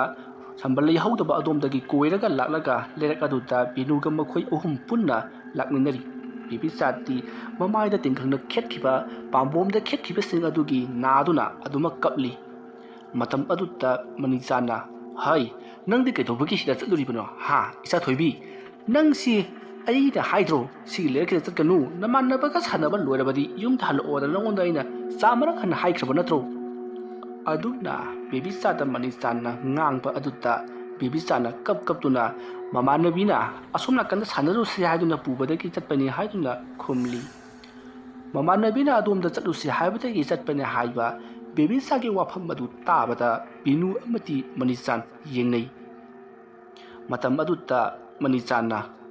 ꯐꯔꯦ ꯍꯌꯦꯡ ꯃꯈꯩꯗꯤꯅꯦ ꯅꯃꯥꯟꯅꯕꯅꯕꯨ ꯑꯣꯏꯔꯕꯁꯨ ꯃꯁꯤꯒꯤ ꯂꯩꯔꯛ ꯑꯁꯤꯗ ꯆꯠꯁꯦ ꯍꯥꯏꯔꯛꯄ ꯃꯇꯝꯗꯅꯦ ꯅꯪ ꯁꯨꯡꯆꯠ ꯆꯠꯂꯨꯅꯨꯀꯣ ꯕꯕꯥꯅ ꯌꯥꯗꯦ ꯃꯃꯥꯅ ꯌꯥꯗꯦ ꯍꯥꯏꯗꯅ ꯅꯪ ꯈꯨꯝꯒꯗꯕꯅꯤ ꯑꯗꯨꯝꯅ ꯍꯥꯏꯔꯛꯄꯗ ꯕꯦꯕꯤꯆꯥꯅ ꯍꯣꯏ ꯍꯥꯏꯗꯨꯅ ꯀꯞꯇꯨꯅ ꯈꯨꯝꯃꯤ ꯑꯗꯨꯒ ꯃꯍꯥꯛꯅ ꯍꯧꯖꯤꯛ ꯂꯥꯛꯂꯤꯕ ꯂꯩꯔꯛ ꯑꯗꯨꯒꯤ ꯃꯅꯤꯡꯂꯣꯝꯗ ꯕꯦꯕꯤꯆꯥꯅ ꯌꯦꯡꯊꯣꯛꯂꯒ ꯃꯈꯨꯠꯀ ꯍꯥꯏꯗꯨꯅ ꯑꯩ ꯆꯠꯂꯦ ꯍꯥꯏꯕꯒꯤ ꯃꯑꯣꯡꯗ ꯕꯥꯏ ꯕꯥꯏ ꯇꯧꯕꯒꯤ ꯃꯑꯣꯡ ꯇꯧꯔꯤ꯫ ꯕꯦꯅꯨꯅ ꯇꯨꯡ ꯍꯟꯗꯨꯅ ꯌꯦꯡꯂꯨꯕꯗ ꯀꯅꯥ ꯑꯃꯠꯇꯗꯤ ꯂꯩꯇꯦ꯫ ꯃꯇꯝ ꯑꯗꯨꯗ ꯕꯦꯅꯨꯅ ꯃꯅꯤꯆꯥꯟꯗ ꯀꯔꯤꯅꯣ ꯑꯉꯥꯡꯁꯤꯅ ꯃꯈꯨꯠꯁꯦ ꯍꯥꯏꯔꯤꯁꯤꯕꯨ ꯀꯅꯥꯗꯅꯣ? ꯍꯥ ꯍꯩ ꯏꯆꯥꯅꯨꯄꯤ ꯆꯥꯊꯣꯏꯕꯤ ꯀꯗꯥꯏꯗꯅꯣ ꯅꯪ ꯅꯈꯨꯠ ꯍꯥꯏꯔꯤꯕꯗꯨꯕꯣ? ꯇꯨ ꯑꯗꯥꯒꯤ ꯏꯃꯥꯟꯅꯕꯤ ꯑꯃ ꯂꯦꯞꯄꯒ ꯂꯩꯔꯤꯁꯦ ꯑꯁꯤꯗꯅꯤ꯫ ꯃꯇꯝ ꯑꯗꯨꯗ ꯕꯦꯅꯨꯅ ꯀꯗꯥꯏꯗꯅꯣ ꯍꯥꯏꯗꯨꯅ ꯌꯦꯡꯂꯨꯕꯗ ꯀꯅꯥꯁꯨ ꯂꯩꯕꯗꯤ ꯎꯗꯦ꯫ ꯃꯅꯤꯆꯥꯟꯅ ꯍꯣ ꯐꯔꯦ ꯐꯔꯦ ꯆꯠꯁꯤꯜꯂꯛꯑꯣ꯫ ꯑꯁꯨꯝꯅ ꯒꯝ ꯑꯁꯨꯝ ꯆꯠꯈꯤꯕꯅ ꯍꯧꯖꯤꯛꯇꯤ ꯌꯨꯝ ꯌꯧꯔꯛꯂꯦ꯫ ꯌꯨꯝ ꯌꯧꯔꯕꯗ ꯃꯅꯤꯆꯥꯟꯅ ꯕꯦꯕꯤꯆꯥꯗ ꯅꯍꯥꯛ ꯃꯇꯧ ꯀꯔꯝꯅ ꯅꯃꯥꯟꯅꯕꯤ ꯑꯗꯨꯒ ꯊꯦꯡꯅꯔꯛꯈꯤꯕꯅꯣ ꯀꯌꯥꯝ ꯀꯨꯏꯔꯦ ꯍꯥꯏꯗꯨꯅ ꯃꯈꯜ ꯃꯈꯜꯒꯤ ꯋꯥꯍꯪ ꯍꯪꯉꯤ꯫ ꯃꯇꯝ ꯑꯗꯨꯗ ꯕꯦꯕꯤꯆꯥꯅ ꯀꯨꯏꯔꯦ ꯍꯥꯏꯗꯨꯅ ꯈꯨꯝꯃꯤ꯫ ꯉꯍꯥꯟ ꯃꯈꯩꯁꯨ ꯃꯥꯒ ꯑꯗꯨꯃꯛ ꯁꯥꯟꯅꯩ, ꯃꯍꯥꯛꯇꯤ ꯃꯕꯨꯛꯁꯨ ꯌꯥꯝꯅ ꯐꯩ, ꯑꯩꯅ ꯆꯥꯅꯤꯡꯕꯁꯨ ꯄꯤꯖꯩ ꯍꯥꯏꯗꯨꯅ ꯋꯥꯔꯤ ꯀꯌꯥ ꯑꯃ ꯂꯤꯔꯛꯂꯤ꯫ ꯕꯦꯅꯨꯅ ꯅꯃꯥꯅ ꯆꯥꯅꯤꯡꯕ ꯀꯔꯤ ꯀꯔꯤ ꯄꯤꯖꯔꯤꯕ ꯍꯥꯏꯗꯨꯅ ꯍꯪꯂꯨꯕꯗ ꯕꯦꯕꯤꯆꯥꯅ ꯑꯥꯏꯁ ꯀ꯭ꯔꯤꯝ ꯑꯃꯗꯤ ꯑꯇꯩ ꯑꯇꯣꯞꯄ ꯑꯆꯥꯄꯣꯠꯁꯤꯡꯒꯤ ꯃꯔꯝꯗ ꯋꯥꯔꯤ ꯁꯥꯔꯛꯂꯤ꯫ ꯃꯇꯝ ꯑꯗꯨꯗ ꯃꯅꯤꯆꯥꯟꯅ ꯍꯩ ꯑꯉꯥꯡꯁꯤ ꯆꯥꯍꯩꯗꯕ ꯄꯣꯠ ꯈꯔ ꯆꯥꯔꯝꯒꯗꯕ ꯃꯥꯜꯂꯤ, ꯃꯃꯤꯠꯇ ꯆꯨꯔꯤ ꯄꯥꯔꯤ ꯄꯪꯎꯗ ꯎꯗꯅ ꯃꯥꯅ ꯄꯪꯆꯥꯗ ꯆꯥꯁꯤꯜꯂꯤꯕꯅꯤ, ꯃꯥꯅꯕꯨꯗꯤ ꯑꯍꯥꯎꯕ ꯑꯆꯥꯄꯣꯠꯅ ꯎꯔꯤꯕ, ꯑꯩꯅ ꯍꯥꯏꯗ꯭ꯔꯥ ꯏꯃꯨꯡꯁꯤ ꯃꯑꯣꯡ ꯑꯃ ꯇꯧꯋꯦꯗꯅ, ꯀꯅꯥꯒꯨꯝꯕ ꯈꯔꯅ ꯏꯃꯨꯡ ꯑꯁꯤꯗ ꯃꯤꯁꯧ ꯆꯪꯕ ꯃꯥꯜꯂꯤ꯫ ꯐꯔꯦ ꯑꯩ ꯍꯌꯦꯡꯒꯤ ꯃꯊꯪꯗꯨ ꯑꯃꯥꯏꯕꯤꯗꯨ ꯎꯅꯕ ꯆꯠꯇꯕ ꯁꯨꯡꯌꯥ ꯌꯥꯗꯕꯅꯤ꯫ ꯌꯨꯝ ꯑꯁꯤꯗ ꯇꯧꯔꯛꯂꯤꯕꯁꯦ ꯀꯅꯥꯅ ꯇꯧꯔꯛꯂꯤꯕꯅꯣ ꯍꯥꯏꯕꯗꯣ ꯑꯩꯅ ꯆꯤꯡꯅꯕ ꯈꯔ ꯂꯩ꯫ ꯑꯁꯨꯝꯅ ꯃꯅꯤꯆꯥꯟꯅ ꯍꯥꯏꯔꯛꯄꯗꯨꯗ ꯕꯦꯅꯨꯁꯨ ꯃꯁꯥꯗ ꯏꯊꯤꯛ ꯀꯤꯔꯣꯝ ꯈꯔꯗꯤ ꯇꯧꯔꯕꯅꯤ꯫ ꯃꯁꯤꯒꯤ ꯃꯇꯨꯡ ꯅꯨꯃꯤꯠ ꯇꯥꯁꯜꯂꯛꯂꯕ ꯑꯗꯨꯗ ꯍꯧꯖꯤꯛꯇꯤ ꯕꯦꯕꯤꯆꯥꯗꯣ ꯃꯈꯨꯠ ꯁꯦꯡꯅ ꯍꯥꯝꯗꯣꯛꯄꯤꯔꯒ ꯃꯅꯤꯆꯥꯟꯅ ꯂꯥꯏꯔꯤꯛ ꯇꯥꯛꯄꯤꯔꯤ꯫ ꯕꯦꯅꯨꯁꯨ ꯆꯥꯛꯈꯨꯝꯗ ꯆꯥꯛ ꯊꯣꯡꯗꯨꯅ ꯂꯩꯔꯤ꯫ ꯃꯇꯧ ꯑꯁꯨꯝꯅ ꯃꯈꯣꯏ ꯑꯍꯨꯝꯅ ꯃꯥꯒꯤ ꯊꯕꯛ ꯇꯧꯅꯗꯨꯅ ꯂꯩꯔꯤꯉꯩ ꯇꯥꯟꯖꯥ ꯑꯗꯨꯃꯛꯇꯗ ꯌꯨꯝ ꯑꯗꯨꯒꯤ ꯌꯦꯅꯈꯥꯗ ꯀꯅꯥꯒꯨꯝꯕ ꯅꯨꯄꯤ ꯃꯆꯥ ꯅꯠꯇ꯭ꯔꯒꯅ ꯅꯨꯄꯥ ꯃꯆꯥ ꯑꯃꯅ ꯈꯣꯡꯖꯤ ꯁꯤꯔꯒ ꯆꯦꯟꯈꯤꯕꯒꯤ ꯃꯑꯣꯡꯗ ꯖꯤꯔꯤꯡ ꯂꯥꯎꯅ ꯈꯣꯡꯖꯤꯒꯤ ꯃꯈꯣꯜ ꯇꯥꯗꯨꯅ ꯆꯦꯟꯈꯤ꯫ ꯃꯈꯣꯜ ꯑꯗꯣ ꯃꯅꯤꯆꯥꯟ, ꯕꯦꯅꯨ ꯑꯃꯗꯤ ꯕꯦꯕꯤꯆꯥ ꯃꯈꯣꯏ ꯑꯍꯨꯝꯃꯛ ꯇꯥꯍꯧꯔꯤꯕꯅꯤ꯫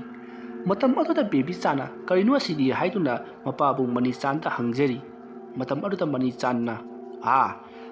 ꯀꯩꯁꯨ ꯑꯣꯏꯔꯝꯃꯣꯏꯗ, ꯑꯁꯤꯗ ꯑꯩꯈꯣꯏꯒꯤ ꯌꯨꯝꯊꯪꯅꯕ ꯅꯣꯏꯒꯤ ꯃꯥꯃꯣ ꯍꯣꯏꯒꯤꯀꯣ ꯌꯨꯝꯒꯤ ꯃꯤ ꯆꯠꯄ ꯑꯣꯏꯔꯝꯒꯅꯤ꯫ ꯑꯁꯨꯝꯅ ꯍꯥꯏꯔꯒ ꯂꯥꯏꯔꯤꯛ ꯇꯥꯛꯂꯤꯕꯗꯣ ꯃꯈꯥ ꯆꯠꯊꯈꯤ꯫ ꯑꯗꯨꯕꯨ ꯕꯦꯅꯨ ꯑꯃꯗꯤ ꯃꯅꯤꯆꯥꯟ ꯃꯈꯣꯏꯒꯤ ꯃꯕꯨꯛꯅꯤꯡꯗ ꯀꯔꯤꯒꯨꯝꯕ ꯈꯔꯗꯤ ꯇꯧꯔꯤ꯫ ꯌꯨꯝ ꯑꯁꯦ ꯂꯩꯃꯥꯡ ꯐꯠꯇꯕ ꯌꯦꯠꯂꯦ ꯍꯥꯏꯕꯁꯦ ꯃꯈꯣꯏꯅꯁꯨ ꯈꯔ ꯆꯤꯡꯅꯕ ꯂꯩꯔꯕꯅꯤ꯫ ꯑꯁꯨꯝꯅ ꯇꯧꯗꯨꯅ ꯍꯧꯖꯤꯛꯇꯤ ꯃꯈꯣꯏ ꯑꯍꯨꯝ ꯑꯗꯣ ꯆꯥꯛ ꯂꯣꯏꯔꯛꯂꯗꯨꯅ ꯆꯥꯛ ꯆꯥꯊꯣꯛꯂꯕ ꯃꯇꯨꯡꯗ ꯇꯨꯝꯅꯕꯒꯤꯗꯃꯛꯇ ꯁꯦꯝ ꯁꯥꯔꯛꯂꯤ꯫ ꯃꯅꯤꯆꯥꯟꯅ ꯕꯦꯅꯨꯗ ꯍꯩ ꯅꯍꯥꯟ ꯀꯩꯅꯣꯒꯤ ꯈꯣꯏꯖꯨ ꯂꯩꯈꯥꯝ ꯈꯔ ꯂꯧꯍꯧꯕꯗꯨꯕꯨ ꯅꯪꯕꯨ ꯂꯩꯔꯤꯕ꯭ꯔꯣ? ꯑꯁ ꯅꯍꯥꯟ ꯂꯣꯏꯅꯃꯛ ꯃꯩ ꯊꯥꯗꯣꯛꯈ꯭ꯔꯗꯨꯕꯣ? ꯐꯔꯦ ꯍꯌꯦꯡ ꯈꯔ ꯂꯩꯕ ꯍꯥꯏꯗꯨꯅꯤ, ꯇꯨꯝꯅꯕ ꯇꯧꯔꯣ, ꯗꯨꯛꯀꯗꯨ ꯈꯔ ꯊꯥꯗꯣꯛꯎ꯫ ꯑꯁꯨꯝꯅ ꯍꯥꯏꯔꯛꯄꯗꯨꯗ ꯕꯦꯅꯨꯅ ꯗꯨꯛ ꯈꯔ ꯊꯥꯗꯣꯛꯅꯕꯒꯤꯗꯃꯛꯇ ꯗꯨꯛ ꯃꯆꯩ ꯈꯔ ꯆꯨꯈꯠꯂꯒ ꯃꯍꯥꯛꯅ ꯃꯄꯥꯟꯂꯣꯝꯗ ꯊꯣꯛꯂꯛꯂꯒ ꯃꯈꯣꯏꯒꯤ ꯃꯥꯡꯒꯣꯜꯒꯤ ꯖꯒꯥ ꯑꯃꯗ ꯗꯨꯛ ꯑꯗꯣ ꯀꯠꯊꯣꯛꯂꯝꯃꯤ꯫ ꯑꯗꯨꯝꯅ ꯃꯍꯥꯛꯅ ꯗꯨꯛ ꯀꯠꯊꯣꯛꯂꯤꯉꯩ ꯃꯇꯝ ꯑꯗꯨꯗ ꯇꯨꯡꯗ ꯀꯅꯥꯒꯨꯝꯕ ꯑꯃ ꯁꯝꯂꯒ ꯆꯠꯈꯤꯕꯒꯤ ꯁꯥꯎꯍꯨꯝ ꯑꯃ ꯐꯪꯉꯤ꯫ ꯃꯇꯝ ꯑꯗꯨꯗ ꯕꯦꯅꯨꯅ ꯇꯨꯡꯗ ꯁꯠ ꯂꯩꯊꯣꯛꯂꯒ ꯌꯦꯡꯉꯨꯏ, ꯑꯗꯨꯕꯨ ꯀꯅꯥ ꯑꯃꯠꯇꯗꯤ ꯆꯠꯈꯤꯕ ꯑꯃꯗꯤ ꯂꯥꯛꯄꯁꯨ ꯂꯩꯇꯦ꯫ ꯀꯤꯔꯛꯂꯗꯨꯅ ꯕꯦꯅꯨꯗꯣ ꯄꯔꯞ ꯗꯨꯛ ꯀꯠꯊꯣꯛꯂꯝꯂꯕ ꯃꯇꯨꯡꯗ ꯏꯃꯨꯡꯂꯣꯝꯗ ꯄꯔꯞ ꯆꯪꯁꯤꯜꯂꯛꯂꯤ, ꯑꯗꯨꯒ ꯊꯣꯡ ꯑꯗꯨ ꯂꯣꯟꯁꯤꯜꯂꯤ꯫ ꯃꯅꯤꯆꯥꯟꯅ ꯍꯥꯏ ꯀꯩꯗꯧꯔꯦ ꯍꯥꯏꯗꯨꯅ ꯍꯪꯉꯤ꯫ ꯃꯇꯝ ꯑꯗꯨꯗ ꯕꯦꯅꯨꯅ ꯀꯩꯁꯨ ꯇꯧꯗꯦ, ꯀꯩꯅꯣꯝꯃ ꯇꯧꯏ ꯍꯥꯏꯗꯨꯅ ꯈꯨꯃꯝꯂꯒ ꯃꯅꯤꯆꯥꯟꯒꯤ ꯃꯅꯥꯛꯇ ꯆꯪꯁꯤꯜꯂꯛꯇꯨꯅ ꯇꯨꯃꯤꯟꯅ ꯍꯧꯖꯤꯛ ꯃꯍꯥꯛꯅ ꯇꯧꯈꯤꯕꯗꯨ ꯍꯥꯏꯔꯤ꯫ ꯃꯇꯝ ꯑꯗꯨꯗ ꯃꯅꯤꯆꯥꯟꯅ ꯍꯩ ꯐꯔꯦ ꯗꯨꯛ ꯀꯠꯊꯣꯛꯂꯝꯂꯕꯅꯤꯅ ꯇꯨꯝꯅꯕ ꯇꯧꯔꯁꯤꯀꯣ꯫ ꯑꯁꯨꯝꯅ ꯍꯥꯏꯅꯔꯗꯨꯅ ꯃꯅꯤꯆꯥꯟꯅ ꯄꯨꯡ ꯌꯦꯡꯕꯗ ꯄꯨꯡ 9 ꯈꯔ ꯍꯦꯟꯗꯨꯅ ꯂꯩꯔꯤ꯫ ꯃꯁꯤꯗꯒꯤꯗꯤ ꯃꯈꯣꯏ ꯑꯍꯨꯝꯗꯣ ꯇꯨꯝꯊꯅꯕꯒꯤꯗꯃꯛꯇ ꯇꯧꯔꯤ, ꯑꯗꯨꯕꯨ ꯕꯦꯕꯤꯆꯥꯗꯤ ꯇꯨꯝꯅꯤꯡꯗ꯭ꯔꯤ ꯍꯥꯏꯗꯨꯅ ꯃꯍꯥꯛꯇꯤ ꯇꯨꯝꯊꯧ ꯍꯥꯏꯕ ꯁꯨꯡꯌꯥ ꯌꯥꯗ꯭ꯔꯤ꯫ ꯉꯍꯥꯟ ꯃꯈꯩꯗꯤ ꯕꯦꯕꯤꯆꯥꯁꯦ ꯂꯥꯏꯔꯤꯛ ꯄꯥꯕ ꯃꯇꯝꯗ ꯐꯥꯎꯕꯗ ꯄꯪꯎꯏꯗ उइꯔꯤꯕꯅꯤ, ꯄꯪꯇꯨꯝꯗ ꯇꯨꯝꯅꯤꯡꯂꯤꯕꯅꯤ꯫ ꯆꯥꯛꯆꯥ ꯇꯣꯛꯂꯒ ꯃꯍꯥꯛ ꯐꯃꯨꯡꯗ ꯆꯦꯟꯁꯤꯟꯗꯨꯅ ꯇꯨꯝꯈꯤꯕ ꯉꯥꯛꯇꯅꯤ꯫ ꯑꯗꯨꯕꯨ ꯉꯁꯤꯁꯤꯃꯗꯤ ꯃꯍꯥꯛꯅ ꯇꯨꯝꯅꯤꯡꯗꯦ ꯍꯥꯏꯗꯨꯅ ꯃꯍꯥꯛꯅ ꯂꯩꯔꯛꯄ ꯑꯁꯤꯗ ꯃꯅꯤꯆꯥꯟ ꯑꯃꯗꯤ ꯕꯦꯅꯨ ꯀꯔꯤꯒꯨꯝꯕ ꯈꯔꯗꯤ ꯊꯣꯛꯂꯔꯕ ꯌꯥꯏ ꯍꯥꯏꯕꯁꯦ ꯃꯕꯨꯛꯅꯤꯡꯗ ꯆꯤꯡꯅꯖꯔꯤ꯫ ꯃꯁꯤꯒꯤ ꯃꯇꯨꯡ ꯃꯅꯤꯆꯥꯟ ꯑꯃꯗꯤ ꯕꯦꯅꯨꯅ ꯕꯦꯕꯤꯆꯥꯗꯣ ꯇꯨꯝꯅꯕꯒꯤꯗꯃꯛꯇ ꯌꯥꯝꯅ ꯀꯟꯅ ꯊꯦꯝꯂꯤ, ꯑꯗꯨꯕꯨ ꯕꯦꯕꯤꯆꯥꯗꯤ ꯇꯨꯝꯅꯤꯡꯗꯦ ꯍꯥꯏꯗꯨꯅ ꯇꯨꯝꯃꯨ ꯍꯥꯏꯕ ꯁꯨꯡꯌꯥ ꯌꯥꯗ꯭ꯔꯦ꯫ adumak mapabung Manichanda wari liyu haiduna adumak ningai tawduna leiri aduga TV yenglusi haiduna su ningai tawri matam aduta Manichanna TV yenglu leirabadi amukke hena tumlaroi aduna wari liraga sumlage khaladuna Manichanna phunga wari libiduna Bebisa bu tumanaba thiamli numidangi pung tara khara helakpa taramatoi tasilakpa aduwaita Bebisa itha thajadana tungkhri Bebisa na hek tungkibaga Manichan amati Binusu wai sangladuna makoisu tumthanabagidamagta tawrakli matau asumna makoina hek uron saron tumtharakpaga yum adugi yenakha makha thangba adomda kanagumba angang amana sut sut kapagi makol tarakli ningai tawduna he launa kapagi khonjal tarakpa aduta Binu tumning lambaga to khangsing singkhrai Manichan so tumangai mahak tuminna leirambadagi mamit ado khakpak pangthurai matam aduda Binuna Manichanda kaino sibo oi langano angang hogulakani imungse laimang phatabi yele nui gi hairabi angang du sodan oiramgani kana na bu kuigi imungda masibu tharakliba maibi gi mayumdu ai hojam hekchatningida adumna Manichanna hairakpaduta Binuna pharese maibido ngairagumsi atoba maibi ama yengnaba tawsi ai ngai khoda atopada amuk yengluba haibadu pharak targa doribani yamna thajana aigi imanabadon hairakpani atopa kaya yenglore adubu laidama khoirami phabade sangphat phatti adubu hausiki maibidu de yenglubadati pungku kokna pharibani hairaklibani adugi sumathakta maibi aduna akhoi ki yumda tawriba amati tawhollakliba khudimak loina ma haiba ngami hairine fare tumthanaba tawro a jing chatkera tung chatkera mana thokpa tawrasan adugane kapkera lawgera a tumnanba tawrasi as kathaidagi tumba yadoinoda asigi makholse ai yam ki haiba isase jing lawraga swai lawi ehe adu waragana tumina leirasidana angang hogolloibi nango pharak soidana tarani asumna hainaraduna Manichan amati Binudu yengnaraga tumina lei mayaida tumliba Bebisada munna su yengnari ngehak leiraga makhut ngasai taramba angang amanna ningai tawduna kappagi khonjalama tarambado tumina leikhri adumna tumina leikhibaduta phakharma le khaladuna Manichan amati Binudo sur sangna hek hontu I adumna ngahak leikhaba matungda Bebisado lingam sangamdana tapna hogolai Bebisana adumna longna hogolakba dutta Manichan amati Binudo kariyo tawribasina haiduna ingangai Manichanna hey chathoibi kaidore seta tum asumna mahakbu amuk hana tumthanabagidamagta makhut paiduna singsilubadadi singchanba ngamdri Bebisa mamiti pangdi longna hogolaklaga phajuk ato haidoklaga phuk hogolai aduga phamungdagi chongtharaga chakhige haiduna tawrokpa mapabungbu kange torokpa matam madutta Manichanna kaidoroge nangbo haiduna mahachanubido jejet konsinduna namsinduna thami adubu Bebisadi hokatuna satkhinabagidamakta masado lauduna yamna kanna muknarei matam adutta Manichanna kaidoroge chathoibi haiduna mamayado nomduna masa nomduna yamna kanna kya lakna pa honari Bebisa mamiti supang pangde ai thadoklo ai thachke ai tatke haiduna mahang muru matom ta pangchonda soli Benudi masanupigi mong adutta kabli tawduna kaidoroge nangbo haiduna yamna kanna kya lakna pa honari asumna tawringai matam aduta hena kharomdana kanagumba miyu yamana satpagi mawongta chirik chatli khongjisigi makhol adu tabada Bebisana ngaikho aiga jabinna si haiduna kanna sulauri matam aduda Manichanna yamna kanna laukhatuna sathoibi nangbu kaidorage haiduna yamna kanna nikluba adudadi imungado Manichangi makhona pungnen nenkhre adumna Manichanna wa kanna nganglakpa khanglaw laukhalakpa aduta Bebisa su ikhang khangudana mami pangthorakhi matam aduda Bebisana Manichanda yengnaga yamna sauna nang khangani asum hairamnaga phajub satjingkatuna tuminna tumki matam aduda Binuna kaidoroge chathoibi haiduna makhajaida tarakliba masamato haigat piraga machanupibu yengduna Binuna hairi matam aduda Bebisado mamito ꯀꯨꯄꯦꯠ ꯀꯥꯄꯦꯠ ꯇꯞꯅ ꯑꯃꯨꯛ ꯄꯥꯡꯊꯣꯔꯛꯂꯦ ꯑꯗꯨꯒ ꯀꯩꯗꯧꯔꯣꯏꯒꯦ ꯏꯃꯥ ꯍꯥꯏꯗꯨꯅ ꯏꯆꯝ ꯆꯝꯅ ꯍꯪꯂꯛꯈꯤ꯫ ꯃꯇꯝ ꯑꯗꯨꯗ ꯃꯅꯤꯆꯥꯟ ꯁꯣꯔ ꯁꯥꯡꯅ ꯍꯣꯟꯇꯣꯛꯏ ꯑꯗꯨꯒ ꯍꯩ ꯆꯥꯊꯣꯏꯕꯤ ꯍꯩ ꯁꯤꯂꯥꯎ ꯀꯩꯗꯧꯔꯒꯦ ꯅꯪꯕꯨ ꯍꯥ ꯅꯠꯇꯦ ꯃꯪꯗ ꯀꯔꯤ ꯀꯔꯤ ꯎꯔꯝꯒꯦ ꯍꯥꯏꯕ ꯅꯪꯕꯨ? ꯑꯗꯨꯝꯅ ꯃꯅꯤꯆꯥꯟꯅ ꯍꯪꯂꯨꯕ ꯑꯗꯨꯗ ꯕꯦꯕꯤꯆꯥꯗꯨ ꯃꯄꯥ ꯃꯅꯤꯆꯥꯟꯗ ꯌꯥꯝꯅ ꯃꯨꯟꯅ ꯌꯦꯡꯂꯛꯏ ꯑꯗꯨꯒ ꯃꯃꯤꯠꯇꯣ ꯇꯞꯅ ꯎꯏꯁꯤꯟꯈꯤ꯫ ꯃꯇꯝ ꯑꯗꯨꯗ ꯕꯤꯅꯨꯅ ꯀꯔꯤ ꯑꯃꯠꯇ ꯍꯥꯏꯔꯨꯔꯅꯨ ꯌꯥꯔꯦꯁꯦ ꯍꯥꯏꯗꯨꯅ ꯏꯪꯒꯤꯠ ꯄꯤꯔꯛꯄꯗꯒꯤ ꯃꯅꯤꯆꯥꯟ ꯀꯔꯤꯁꯨ ꯍꯥꯏꯔꯨꯗ꯭ꯔꯦ꯫ ꯃꯆꯥꯅꯨꯄꯤ ꯑꯗꯣ ꯆꯦꯆꯠ ꯀꯣꯟꯁꯤꯟꯗꯨꯅ ꯇꯞꯅ ꯑꯗꯨꯃꯛ ꯇꯨꯃꯤꯟꯅꯈꯤ꯫ ꯃꯇꯝꯗꯤ ꯑꯁꯨꯝ ꯑꯁꯨꯝ ꯍꯧꯈ꯭ꯔꯦ꯫ ꯃꯇꯝꯗꯣ ꯄꯨꯡ 12 ꯂꯥꯟꯊꯈ꯭ꯔꯦ꯫ ꯃꯇꯝ ꯑꯗꯨꯗ ꯃꯅꯤꯆꯥꯟ ꯃꯤꯀꯞ ꯍꯥꯏꯐꯦꯠ ꯊꯣꯛꯂꯛꯂꯤ꯫ ꯃꯍꯥꯛꯅ ꯃꯤꯀꯞ ꯊꯣꯛꯂꯛꯄ ꯃꯇꯝꯗꯗꯤ ꯃꯆꯥꯅꯨꯄꯤ ꯕꯦꯕꯤꯆꯥ ꯂꯩꯔꯝꯗ꯭ꯔꯦ꯫ ꯕꯦꯕꯤꯆꯥ ꯂꯩꯔꯝꯗꯕ ꯑꯗꯨꯗ ꯃꯅꯤꯆꯥꯟ ꯁ꯭ꯋꯥꯏ ꯂꯥꯎꯗꯨꯅ ꯃꯆꯥꯅꯨꯄꯤ ꯑꯗꯨ ꯀꯗꯥꯏ ꯆꯠꯈ꯭ꯔꯕꯒꯦ ꯍꯥꯏꯗꯨꯅ ꯀꯣꯏꯂꯩ ꯂꯩꯗꯨꯅ ꯌꯦꯡꯂꯛꯂꯤ꯫ ꯑꯗꯨꯒ ꯕꯦꯅꯨꯕꯨꯁꯨ ꯍꯧꯗꯣꯛꯇꯨꯅ ꯅꯆꯥꯅꯨꯄꯤꯗꯤ ꯍꯥꯏꯗꯨꯅ ꯍꯪꯉꯤ꯫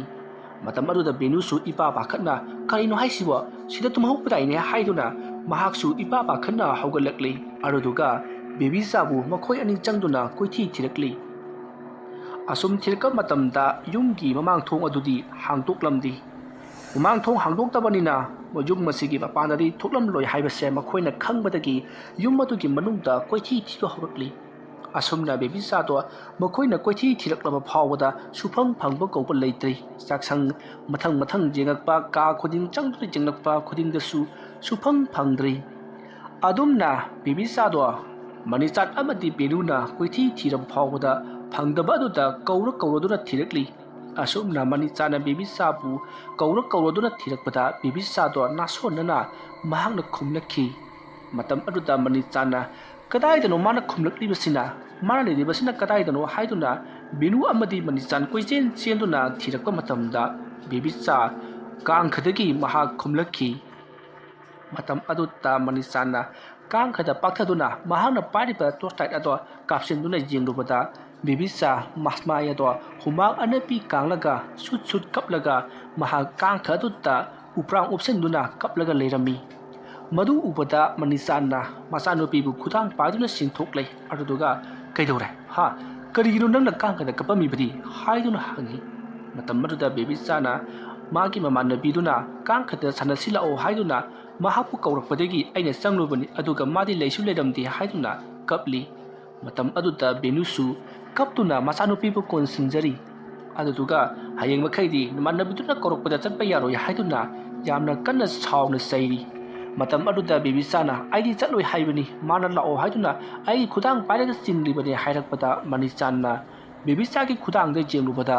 ꯃꯤ ꯑꯃꯅ ꯄꯥꯏꯔꯝꯕꯒꯤ ꯃꯑꯣꯡꯗ ꯃꯔꯝ ꯇꯥꯔꯤꯕꯗꯣ ꯎꯔꯤ꯫ ꯃꯗꯨ ꯎꯕꯗ ꯃꯅꯤꯆꯥꯟ ꯀꯝꯗꯧꯅꯤ ꯃꯁꯤꯗꯤ ꯍꯌꯦꯡ ꯐꯥꯎꯕ ꯉꯥꯏꯕ ꯉꯝꯂꯣꯏꯗꯣꯔꯤꯗꯅ ꯑꯩꯗꯤ ꯑꯁꯨꯝꯅ ꯋꯥꯈꯜ ꯈꯜꯂꯒ ꯃꯇꯨꯡꯗ ꯕꯦꯕꯤꯆꯥꯗ ꯐꯔꯦ ꯁꯤꯗꯒꯤꯗꯤꯅꯦ ꯅꯪ ꯅꯃꯥꯟꯅꯕꯤꯗꯨꯅ ꯍꯥꯏꯔꯛꯄ ꯈꯨꯗꯤꯡꯃꯛ ꯆꯠꯄ ꯌꯥꯔꯣꯏꯀꯣ꯫ ꯑꯁꯨꯝꯅ ꯍꯥꯏꯔꯒ ꯃꯅꯤꯆꯥꯟꯅ ꯕꯦꯕꯤꯆꯥꯕꯨ ꯐꯃꯨꯡꯗ ꯄꯨꯁꯤꯟꯕꯤꯈ꯭ꯔꯦ꯫ ꯄꯨꯡ ꯌꯦꯡꯂꯨꯕꯗ ꯄꯨꯡ ꯑꯃ ꯈꯔ ꯍꯦꯟꯗꯨꯅ ꯂꯩꯔꯝꯂꯦ꯫ ꯃꯇꯝ ꯑꯗꯨꯗ ꯕꯦꯅꯨꯅ ꯄꯨꯡ ꯑꯃ ꯈꯔ ꯍꯦꯜꯂꯁꯦ ꯇꯨꯝꯍꯟꯅꯕ ꯇꯧꯔꯁꯤ ꯍꯥꯏꯗꯨꯅ ꯃꯅꯤꯆꯥꯟꯕꯨ ꯊꯦꯝꯖꯤꯟꯕꯤꯔꯤ꯫ ꯃꯇꯝ ꯑꯗꯨꯗ ꯃꯅꯤꯆꯥꯟꯅ ꯏꯆꯥ ꯅꯨꯄꯤꯁꯤꯅ ꯁꯣꯏ ꯉꯥꯝꯅ ꯊꯣꯛꯂꯕꯗꯤ ꯑꯩꯒꯤ ꯑꯣꯟꯊꯣꯛꯅ ꯅꯨꯡꯉꯥꯏꯔꯣꯏꯗꯣꯏꯗ ꯃꯃꯥ꯫ ꯑꯁꯨꯝꯅ ꯍꯥꯏꯔꯒ ꯕꯦꯕꯤꯆꯥꯕꯨ ꯆꯦꯆꯦꯠ ꯀꯣꯟꯁꯤꯟꯕꯤꯔꯤ꯫ ꯃꯇꯝꯗꯤ ꯑꯁꯨꯝ ꯍꯧꯈꯤꯕꯅ ꯍꯧꯖꯤꯛꯇꯤ ꯄꯨꯝꯅꯃꯛ ꯐꯈ꯭ꯔꯦ꯫ ꯅꯣꯡꯁꯨ ꯉꯥꯟꯊꯣꯔꯛꯂꯦ꯫ ꯃꯅꯤꯆꯥꯟ ꯇꯨꯝꯐꯝ ꯈꯪꯗ꯭ꯔꯗꯨꯅ ꯉꯟꯇꯥ ꯍꯧꯒꯠꯂꯤ꯫ ꯕꯦꯅꯨꯁꯨ ꯑꯗꯨꯃꯉꯥꯏ ꯍꯧꯒꯠꯂꯛꯂꯤ꯫ ꯃꯇꯝ ꯑꯗꯨꯗ ꯕꯦꯕꯤꯆꯥꯗꯤ ꯅꯤꯡꯉꯥꯏꯗꯅ ꯑꯗꯨꯃꯛ ꯇꯨꯝꯗꯨꯅ ꯂꯩꯍꯧꯔꯤ꯫ ꯉꯔꯥꯡ ꯑꯍꯤꯡ ꯆꯨꯞꯄ ꯕꯦꯕꯤꯆꯥꯗꯣ ꯀꯌꯥꯝ ꯀꯨꯏꯅ ꯉꯥꯎꯔꯨꯔꯕꯅꯣ ꯍꯥꯏꯕ ꯃꯈꯣꯏꯅ ꯈꯪꯍꯧꯗ꯭ꯔꯤ ꯃꯔꯝꯗꯤ ꯃꯈꯣꯏꯅ ꯍꯧꯒꯠꯂꯛꯄꯗ ꯕꯦꯕꯤꯆꯥ ꯂꯩꯔꯝꯗꯕꯅꯤ꯫ ꯕꯦꯕꯤꯆꯥ ꯀꯗꯥꯏ ꯆꯠꯂꯨꯕꯅꯣ ꯀꯔꯤ ꯇꯧꯈꯤꯕꯅꯣ ꯍꯥꯏꯕ ꯃꯈꯣꯏꯅ ꯑꯃꯠꯇ ꯈꯪꯗ꯭ꯔꯤ꯫ ꯕꯦꯅꯨꯅ ꯍꯧꯒꯠꯂꯛꯄꯗ ꯃꯅꯤꯆꯥꯟ ꯃꯥꯡꯒꯣꯜ ꯙꯥꯔꯤ ꯑꯗꯨꯗ ꯐꯝꯂꯒ ꯀꯔꯤꯒꯨꯝꯕ ꯋꯥꯈꯜ ꯑꯃ ꯈꯜꯂꯒ ꯂꯩꯔꯤꯕꯗꯨ ꯕꯦꯅꯨꯅ ꯈꯪꯕꯗꯒꯤ ꯄꯔꯞ ꯆꯪꯁꯤꯜꯂꯛꯂꯤ꯫ ꯑꯗꯨꯗꯨꯒ ꯀꯔꯤ ꯋꯥꯈꯜ ꯈꯜꯂꯤꯕꯅꯣ ꯍꯥꯏꯗꯨꯅ ꯍꯪꯉꯤ꯫ ꯃꯇꯝ ꯑꯗꯨꯗ ꯃꯅꯤꯆꯥꯟꯅ ꯍꯩ ꯅꯆꯥꯅꯨꯄꯤꯁꯤ ꯉꯔꯥꯡ ꯀꯔꯝꯕ ꯃꯇꯝꯗꯒꯤ ꯍꯧꯒꯠꯂꯒ ꯀꯔꯝꯕ ꯃꯇꯝ ꯐꯥꯎꯕ ꯃꯍꯥꯛꯅ ꯀꯗꯥꯏꯗ ꯆꯠꯂꯝꯃꯤ ꯍꯥꯏꯕꯗꯨ ꯑꯃꯠꯇ ꯈꯪꯕ ꯉꯝꯗ꯭ꯔꯦ ꯑꯗꯨꯒ ꯃꯍꯥꯛꯄꯨ ꯀꯣꯏꯄꯨ ꯄꯨꯗꯨꯅ ꯆꯠꯂꯤꯕꯁꯤ ꯀꯅꯥꯅꯣ ꯍꯥꯏꯕꯁꯤ ꯑꯩꯈꯣꯏꯅ ꯈꯪꯕ ꯉꯝꯗ꯭ꯔꯦ꯫ ꯃꯔꯝ ꯑꯗꯨꯅ ꯀꯔꯝ ꯇꯧꯔꯒꯗꯤ ꯈꯪꯒꯗꯒꯦ ꯍꯥꯏꯕꯗꯨ ꯑꯩꯅ ꯑꯁꯨꯝ ꯈꯜꯂꯤꯕꯅꯤ꯫ ꯀꯔꯤꯅꯣꯕ ꯈꯜꯂꯤꯕꯗꯣ? ꯑꯇꯩꯒꯤ ꯅꯠꯇꯦꯗ ꯑꯩꯈꯣꯏꯅꯁꯨ ꯑꯗꯨꯃꯛ ꯎꯕ ꯌꯨꯇ꯭ꯌꯨꯕꯇ ꯀꯩꯗ ꯎꯕ CCTV ꯀꯦꯃꯦꯔꯥ ꯈꯤꯜꯂꯒ ꯃꯗꯨꯗꯒꯤ ꯑꯩꯈꯣꯏꯅ ꯀꯅꯥꯅ ꯀꯔꯤ ꯇꯧꯕ ꯍꯥꯏꯕꯗꯨ ꯈꯪꯗꯣꯛꯏꯗꯅ ꯂꯥꯏ ꯇꯤꯟꯒꯤ ꯃꯔꯝꯗꯁꯨ ꯑꯗꯨꯃꯛ ꯊꯦꯡꯅꯕ ꯌꯥꯎꯔꯤ ꯃꯆꯥꯅꯨꯄꯤꯒ ꯁꯥꯟꯅꯔꯝꯕꯗꯒꯤ ꯎꯕ ꯑꯗꯒꯤ ꯑꯇꯩ ꯑꯇꯩ ꯈꯔꯁꯨ ꯌꯥꯎꯏꯗꯅ ꯃꯗꯨꯗꯨ ꯑꯩꯈꯣꯏꯁꯨ ꯎꯅꯅꯕꯒꯤꯗꯃꯛꯇ ꯈꯤꯜꯂꯁꯤꯔꯥ ꯍꯥꯏꯗꯅ ꯈꯜꯂꯤꯕ ꯀꯩꯅꯣ ꯍꯥꯏꯁꯤꯕꯣ ꯑꯗꯨ ꯈꯤꯜꯂꯒ ꯑꯉꯥꯡꯁꯤ ꯐꯔꯗ꯭ꯔꯣ ꯈꯪꯕꯕꯨꯗꯤ ꯈꯪꯒꯅꯤ ꯃꯥꯅ ꯄꯨꯔꯤꯕꯅꯤ ꯍꯥꯏꯕꯗꯣ ꯑꯗꯨ ꯈꯪꯉ ꯀꯩꯗꯧꯗꯣꯏꯅꯣ ꯑꯗꯨꯒꯤ ꯁꯔꯨꯛꯄꯨꯗꯤꯅꯦ ꯃꯥꯏꯕꯤꯗꯣ ꯈꯔ ꯊꯨꯅ ꯑꯝꯇ ꯌꯦꯡꯅꯕ ꯇꯧꯁꯤ ꯍꯥꯏꯕ ꯍꯣꯏ ꯑꯗꯨꯕꯨꯗꯤ ꯆꯨꯝꯃꯤ ꯑꯩꯈꯣꯏꯅꯁꯨ ꯈꯪꯉ ꯄꯣꯠꯅꯤ ꯀꯅꯥꯒꯨꯝꯕ ꯑꯃꯅ ꯃꯍꯥꯛꯁꯤ ꯀꯣꯏꯄꯨ ꯄꯨꯗꯨꯅ ꯆꯠꯂꯦ ꯍꯥꯏꯕꯁꯤ ꯑꯗꯨꯅ CCTV ꯀꯦꯃꯦꯔꯥꯗꯨ ꯈꯤꯟꯗ꯭ꯔꯁꯨ ꯌꯥꯔꯁꯦ ꯑꯩꯅꯦ ꯃꯥꯏꯕꯤꯗꯨꯒꯤ ꯃꯌꯨꯝꯗ ꯑꯃꯨꯛꯇ ꯆꯠꯂꯨꯈꯤꯒꯦ ꯑꯗꯨꯗꯨꯒꯅꯦ ꯀꯔꯤ ꯀꯝꯗꯧꯒꯗꯒꯦ ꯑꯉꯥꯡꯗꯣ ꯁꯨꯃꯥꯏ ꯇꯧꯔꯦ ꯍꯦꯟꯖꯜꯂꯦ ꯍꯥꯏꯕꯗꯨ ꯋꯥꯔꯤꯗꯨ ꯑꯃꯨꯛꯇꯪ ꯁꯥꯔꯨꯈꯤꯒꯦ ꯀꯅꯥꯅ ꯈꯪꯅꯤ ꯉꯁꯤ ꯂꯥꯛꯄꯤꯒꯦ ꯍꯥꯏꯗꯅ ꯂꯥꯛꯂꯕꯁꯨ ꯑꯗꯣ ꯑꯣꯐꯤꯁꯇꯤ ꯀꯝꯗꯧꯕ ꯅꯪꯂꯒꯅ ꯆꯪꯂꯦ ꯅꯪꯗ꯭ꯔꯒꯅ ꯇꯣꯛꯂꯦꯗꯅ ꯑꯣꯐꯤꯁꯅ ꯂꯨꯕ꯭ꯔꯥ ꯑꯩ ꯆꯠꯅꯅꯕ ꯂꯣꯏꯁꯤꯜꯂꯨꯈꯤꯒꯦ ꯅꯆꯥꯅꯨꯄꯤꯗꯣ ꯈꯔ ꯁꯦꯟꯅꯧ ꯑꯁꯨꯝꯅ ꯍꯥꯏꯔꯝꯂꯒ ꯃꯅꯤꯆꯥꯟ ꯏꯃꯨꯡꯂꯣꯝꯗ ꯆꯪꯈ꯭ꯔꯒ ꯃꯁꯥ ꯃꯎ ꯄꯨꯝꯅꯃꯛ ꯁꯦꯡꯗꯣꯛꯈ꯭ꯔꯤ ꯃꯍꯥꯛꯅ ꯃꯁꯥ ꯃꯎ ꯁꯦꯡꯗꯣꯛꯄ ꯂꯣꯏꯔꯛꯂꯕ ꯃꯇꯨꯡꯗ ꯕꯦꯕꯤꯆꯥꯗꯣ ꯃꯍꯥꯛꯅ ꯌꯦꯡꯉꯛꯏ ꯃꯇꯝ ꯑꯗꯨꯗ ꯃꯆꯥꯅꯨꯄꯤ ꯕꯦꯕꯤꯆꯥꯗꯤ ꯌꯥꯝꯅ ꯅꯨꯡꯉꯥꯏꯅ ꯇꯨꯝꯗꯨꯅ ꯂꯩꯔꯤ ꯇꯪꯉꯧꯅꯔꯕ ꯃꯆꯥꯅ ꯅꯤꯡꯉꯥꯏꯗꯅ ꯇꯨꯝꯕ ꯑꯗꯨ ꯎꯔꯒ ꯃꯅꯤꯆꯥꯟ ꯆꯪꯁꯤꯜꯂꯛꯇꯨꯅ ꯃꯃꯥꯏꯗ ꯍꯥꯏꯊꯔꯤꯕ ꯃꯁꯝ ꯑꯗꯣ ꯇꯞꯅ ꯍꯥꯏꯒꯠꯄꯤꯔꯒ मागी फजुप अदो खरा सिंखल पिरमली मचानुपी फजुप सिंखलकपदुता खरा लुम्बगुम फजुप अदुता तासिन्दुना गाना तुम्हौरी मदु ngaiहak jengamlaga mani channa nusi chanana leminariba imung asibu kangkhong chainana pa kanagumba amana sillese phai misakato hek khanglakpada mabu de ne lema tharoi asumna wakhan khallaga mani chan mapanda parap thoki matam aduda benuna as yaragati ngasi pubiro ko hoida aina pharana ba loina mak silaklage asum dairam laka mani chan chakri asumna tawduna haujikti nungthilgi matam jorokli nungthilgi matam odaklaba phawbada mani chan yum aduda laktaba aduta penuna maibi ado thengnara maroi haibak mahakna khangli adubu kari haidara ba jano haibadumadi mahak khangningi machanupi baby sasu school dagi halaktri matam aduta benuno tofum lafam khangdana yum aduta matumta leiribani asomna mahanga leiringe matam aduta yum aduki ka amata kanagumba angang amana chen chongduna sanabagi khonjel ama tarakli khonjel adu tabata benuna kana weraba janoni angang amana noktuna sanari besibo asomna mahana wakhal khallaga mahag phamlam bataki phugawgatuna mahana khonjel tariba ka adomda parap lakli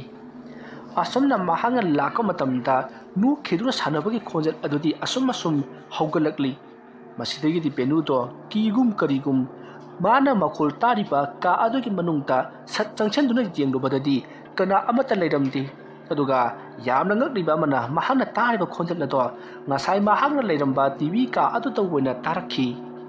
adumna khonjel tarakpa dutta benu swai lawi masidagi di mahak TV ka adomda parap amuk laktuna jengi adubu kana amata di leiramdi benu kirekladuna mahak mapalomda wena parap thorakli matam aduta machanupi baby cha laptakna skun halakli badu ubada parap sinduna machanupi baby cha bu pongkhatli matam aduta baby cha na mamada ima aikhoi chak loirabro haiduna hangi matam aduta benuna nangbu ngasai khra su chak raba daine chak puthi ngasai na loire law haiduna baby cha do mana pamnuna pusalaka matamda baby cha na tungromda yengthuklaga nokphet tawi matam aduta benuna kanadano nang yenglibado haiduna hanglui matam aduta baby cha na karamta natti haiduna khumi adubu benuna hanjin not na hangjellakpaduta baby cha na haidu kanu haiduna tamlakli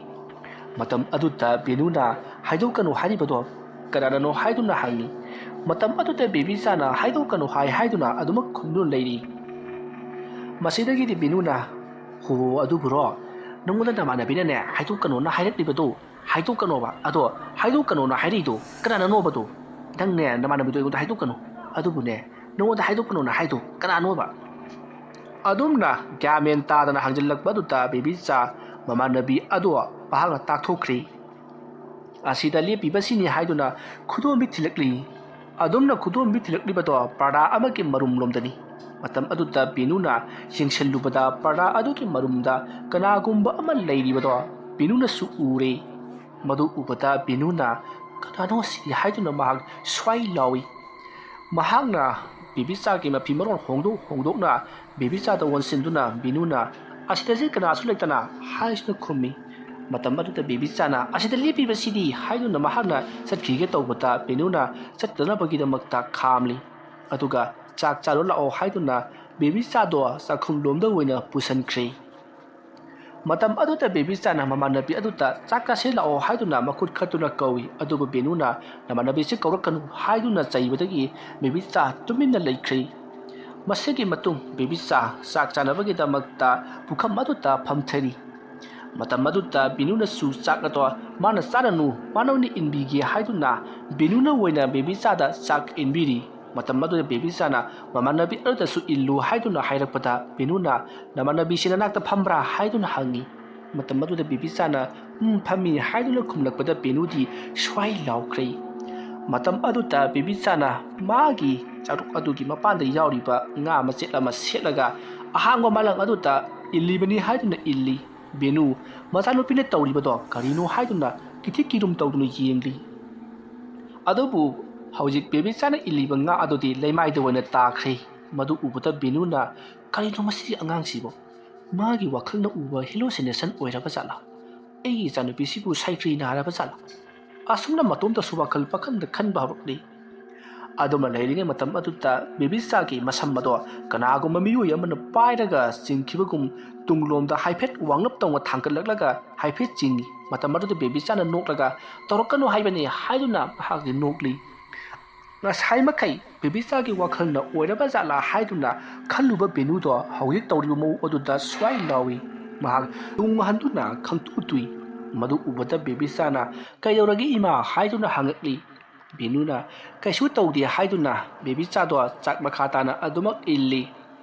ꯑꯁꯨꯝꯅ ꯆꯥꯛ ꯏꯟꯕ ꯂꯣꯏꯔꯕ ꯃꯇꯨꯡ ꯕꯦꯕꯤꯆꯥꯗꯣ ꯃꯆꯤꯟ ꯇꯦꯡꯊꯣꯛꯄꯤꯔꯕ ꯃꯇꯨꯡꯗ ꯃꯍꯥꯛꯅ TV ꯀꯥꯔꯣꯝꯗ ꯃꯄꯥ ꯂꯥꯛꯄ ꯉꯥꯏꯕ ꯑꯣꯏꯅ ꯂꯩꯔꯨꯁꯤ ꯂꯥꯛꯑꯣ ꯍꯥꯏꯗꯨꯅ ꯄꯨꯗꯨꯅ ꯂꯥꯛꯂꯤ꯫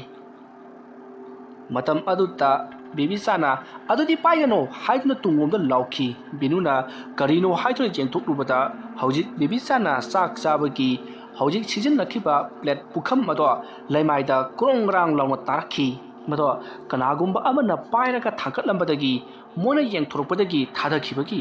ꯃꯑꯣꯡꯅꯤ꯫ ꯃꯗꯨ ꯎꯕꯗ ꯕꯦꯅꯨ ꯇꯨꯡꯂꯣꯝꯗ ꯑꯃꯨꯛ ꯍꯟꯅ ꯌꯦꯡꯉꯝꯗꯅ ꯃꯍꯥꯛ ꯄꯔꯞ ꯄꯔꯞ ꯀꯥꯔꯣꯝꯗ ꯂꯥꯛꯂꯤ꯫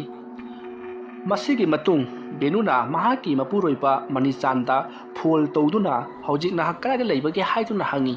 ꯃꯗꯨꯗ ꯃꯅꯤꯆꯥꯟꯅ ꯍꯥꯏ ꯑꯣꯐꯤꯁꯇ ꯂꯩꯇ꯭ꯔꯗꯤ ꯑꯩꯕꯨ ꯀꯗꯥꯏꯗ ꯂꯩꯒꯗꯧꯔꯤꯕꯅꯣꯅꯦ ꯍꯥꯏꯗꯨꯅ ꯍꯪꯉꯛꯂꯤ꯫ ꯃꯇꯝ ꯑꯗꯨꯗ ꯕꯦꯅꯨꯅ ꯕꯦꯕꯤꯆꯥꯅ ꯍꯧꯖꯤꯛ ꯇꯧꯔꯤꯕ ꯃꯑꯣꯡꯗꯣ ꯂꯣꯏꯅꯃꯛ ꯍꯥꯏꯔꯤ꯫ ꯃꯗꯨ ꯇꯥꯕꯗ ꯃꯅꯤꯆꯥꯟꯅ ꯑꯩꯁꯨ ꯈꯪꯉꯤ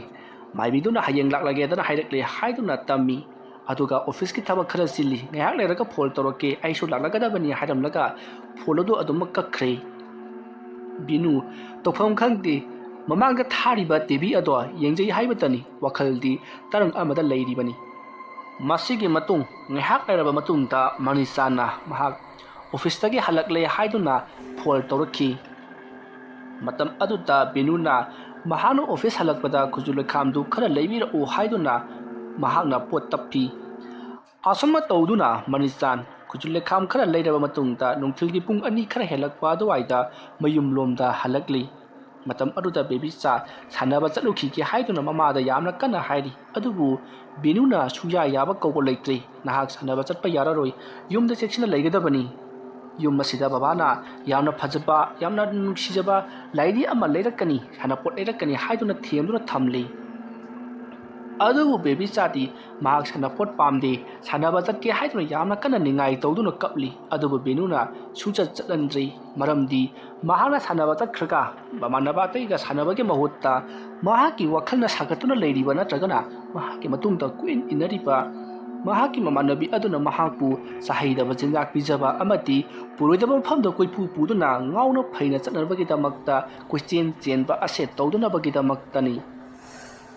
ꯑꯁꯨꯝꯅ ꯂꯩꯔꯤꯉꯩ ꯃꯇꯝ ꯑꯁꯤꯗ ꯃꯅꯤꯆꯥꯟ ꯏꯃꯨꯡ ꯂꯣꯝꯗ ꯆꯪꯉꯛꯂꯤ ꯃꯅꯤꯆꯥꯟ ꯆꯪꯉꯛꯄ ꯑꯗꯨꯗ ꯕꯦꯅꯨꯁꯨ ꯃꯄꯥꯟꯂꯣꯝꯗ ꯊꯣꯛꯂꯛꯂꯤ ꯑꯗꯨꯗꯨꯒ ꯃꯆꯥꯅꯨꯄꯤ ꯕꯦꯕꯤꯆꯥꯅ ꯁꯥꯟꯅꯕ ꯆꯠꯀꯦ ꯍꯥꯏ ꯑꯗꯨꯕꯨ ꯑꯩꯅ ꯆꯠꯍꯟꯗꯦ ꯍꯥꯏꯗꯨꯅ ꯄꯥꯎ ꯑꯗꯨ ꯇꯝꯂꯤ ꯃꯅꯤꯆꯥꯅ ꯃꯗꯣ ꯐꯔꯕꯅꯤ ꯍꯥꯏꯗꯨꯅ ꯕꯦꯕꯤꯆꯥꯅ ꯂꯩꯍꯧꯔꯤꯕ ꯀꯥ ꯑꯗꯣꯝꯗ ꯆꯪꯂꯛꯄꯗꯗꯤ ꯕꯦꯕꯤꯆꯥꯗꯣ ꯂꯩꯔꯝꯗ꯭ꯔꯦ ꯕꯦꯕꯤꯆꯥ ꯂꯩꯔꯝꯗꯕ ꯑꯗꯨꯗ ꯕꯦꯅꯨꯅ ꯀꯔꯤ ꯑꯉꯥꯡꯅꯣꯅꯦ ꯃꯁꯤꯕꯣ ꯍꯧꯖꯤꯛ ꯑꯁꯤꯒꯤ ꯇꯤꯚꯤ ꯀꯥꯁꯤꯗ ꯇꯤꯚꯤ ꯌꯦꯡꯍꯧꯕꯅꯤ ꯍꯥꯏꯗꯨꯅ ꯃꯅꯤꯆꯥꯟꯗ ꯄꯥꯎ ꯑꯗꯨ ꯇꯝꯂꯤ ꯃꯇꯝ ꯑꯗꯨꯗ ꯃꯅꯤꯆꯥꯟꯅ ꯑꯉꯥꯡꯗꯨ ꯄꯝꯃꯒ ꯊꯣꯛꯂꯛꯄ ꯌꯥꯗꯕ꯭ꯔꯣ ꯅꯪꯕꯨ ꯍꯧꯖꯤꯛ ꯑꯃꯨꯛ ꯊꯦꯡꯅꯗꯧꯔꯦ ꯑꯁꯨꯝꯅ ꯍꯥꯏꯔꯒ ꯕꯦꯕꯤꯆꯥꯕꯨ ꯀꯣꯏꯊꯤ ꯊꯤꯔꯛꯂꯤ ꯃꯇꯝ ꯑꯗꯨꯗ ꯕꯦꯕꯤꯆꯥ ꯃꯈꯣꯏꯒꯤ ꯌꯨꯝꯒꯤ ꯃꯅꯤꯡ ꯊꯪꯕꯗ ꯍꯧꯔꯤꯕ ꯆꯣꯔꯐꯣꯟ ꯄꯥꯝꯕꯤ ꯑꯗꯨꯒꯤ ꯃꯊꯛꯂꯣꯝꯗ ꯀꯥꯈꯠꯂꯒ ꯂꯩꯔꯝꯈꯤ ꯃꯗꯨ ꯎꯕꯗ ꯃꯅꯤꯆꯥꯟ ꯑꯃꯗꯤ ꯕꯦꯅꯨ ꯉꯛꯄꯗ ꯂꯣꯏꯔꯦ ꯃꯔꯝꯗꯤ ꯕꯦꯕꯤꯆꯥ ꯄꯤꯛꯂꯤꯕ ꯅꯨꯄꯤ ꯃꯆꯥ ꯑꯃꯅꯤ ꯑꯗꯨꯒ ꯋꯥꯡꯈ꯭ꯔꯕ ꯆꯣꯔꯐꯣꯟ ꯄꯥꯝꯕꯤ ꯑꯗꯨꯗ ꯃꯍꯥꯛꯅ ꯀꯥꯕ ꯍꯥꯏꯕꯁꯤ ꯑꯣꯏꯊꯣꯛꯇꯕꯅꯤ ꯃꯁꯥ ꯃꯔꯦꯡ ꯑꯃꯠꯇ ꯌꯥꯎꯕ ꯅꯠꯇꯦ ꯃꯊꯛꯇ ꯃꯁꯥ ꯃꯔꯦꯡ ꯃꯌꯥꯝ ꯑꯃ ꯐꯟꯗꯣꯛꯂꯤ ꯃꯗꯨꯁꯨ ꯂꯩꯃꯥꯏꯗꯒꯤ ꯐꯨꯠ 10ꯃꯨꯛ ꯋꯥꯡꯈꯠꯂꯕ ꯃꯇꯨꯡꯗ ꯃꯁꯥ ꯐꯟꯗꯣꯛꯆꯕꯒꯤ ꯋꯥꯅꯤ ꯑꯗꯨꯕꯨ ꯄꯤꯛꯂꯤꯕ ꯕꯦꯕꯤꯆꯥꯅ ꯃꯇꯧ ꯀꯔꯝꯅ ꯎ ꯑꯗꯨꯗ ꯀꯥꯒꯗꯧꯔꯤꯕꯅꯣ ꯍꯥꯏꯕꯁꯦ ꯃꯈꯣꯏ ꯉꯛꯄꯗ ꯊꯦꯡꯂꯤ ꯃꯇꯝ ꯑꯗꯨꯗ ꯃꯅꯤꯆꯥꯟꯅ ꯕꯦꯕꯤꯆꯥꯗ ꯅꯪ ꯑꯗꯨꯗ ꯀꯅꯥꯅ ꯀꯥꯎ ꯍꯥꯏ ꯀꯨꯝꯃꯨ ꯀꯨꯝꯃꯨ ꯍꯥꯏꯗꯨꯅ ꯌꯥꯝꯅ ꯀꯟꯅ ꯂꯥꯎꯗꯨꯅ ꯆꯩꯔꯤ ꯃꯇꯝ ꯑꯗꯨꯗ ꯕꯦꯕꯤꯆꯥꯅ ꯑꯩ ꯁꯥꯟꯅꯕ ꯆꯠꯀꯦ ꯌꯥꯗ꯭ꯔꯕꯗꯤ ꯁꯤꯗꯒꯤ ꯆꯣꯡꯊꯔꯒ ꯁꯤꯔꯅꯤ ꯍꯥꯏꯗꯨꯅ ꯍꯥꯏꯔꯛꯈꯤ ꯋꯥꯐꯝ ꯑꯗꯨ ꯇꯥꯕꯗ ꯕꯦꯅꯨ ꯑꯃꯗꯤ ꯃꯅꯤꯆꯥꯟ ꯄꯨꯡꯉꯛ ꯉꯛꯈ꯭ꯔꯤ ꯄꯤꯛꯂꯤꯕ ꯃꯆꯥꯅꯨꯄꯤꯅ ꯑꯗꯨꯝꯅ ꯃꯁꯥ ꯃꯇꯣꯝꯇ ꯁꯤꯖꯕꯒꯤ ꯋꯥꯈꯜ ꯂꯥꯛꯂꯤꯕ ꯑꯃꯗꯤ ꯃꯆꯤꯟꯗꯒꯤ ꯋꯥꯍꯩ ꯑꯗꯨ ꯇꯥꯕꯗ ꯃꯈꯣꯏꯗꯤ ꯄꯥꯈꯠꯄꯅ ꯂꯣꯏꯔꯦ ꯃꯇꯝ ꯑꯗꯨꯗ ꯕꯦꯅꯨꯅ ꯀꯞꯂꯒ ꯌꯥꯗꯦ ꯌꯥꯗꯦ ꯏꯆꯥ ꯁꯤꯕ ꯌꯥꯗꯦ ꯅꯪ ꯁꯥꯟꯅꯕ ꯆꯠꯀꯦ ꯍꯥꯏꯕꯗꯣ ꯆꯠꯂꯣ ꯂꯥꯛꯑꯣ ꯂꯥꯛꯑꯣ ꯍꯥꯏꯗꯨꯅ ꯊꯦꯝꯗꯨꯅ ꯀꯧꯊꯔꯤ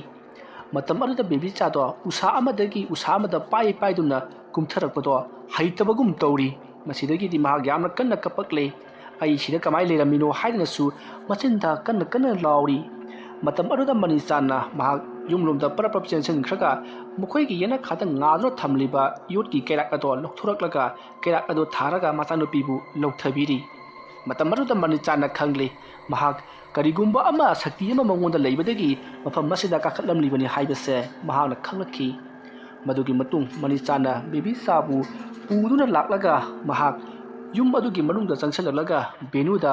ꯍꯥꯏ ꯑꯩꯅ ꯈꯨꯖꯨ ꯂꯩꯈꯥꯝ ꯂꯩꯔꯛꯈꯤꯕꯗꯨ ꯍꯧꯖꯤꯛꯃꯛ ꯊꯥꯗꯣꯛꯅꯕ ꯈꯔ ꯇꯧ ꯑꯩ ꯌꯥꯝꯃꯤꯕꯅꯤ ꯑꯗꯨꯝꯅ ꯍꯥꯏꯔꯛꯄꯗꯨꯗ ꯕꯦꯅꯨꯅꯁꯨ ꯍꯣꯏ ꯍꯥꯏꯗꯨꯅ ꯃꯅꯤꯆꯥꯟꯅ ꯂꯩꯔꯛꯄ ꯈꯨꯖꯨ ꯂꯩꯈꯥꯝꯁꯤꯡ ꯑꯗꯨꯒꯤ ꯃꯔꯛꯇꯒꯤ ꯃꯅꯥ ꯈꯔ ꯂꯧꯊꯣꯛꯂꯒ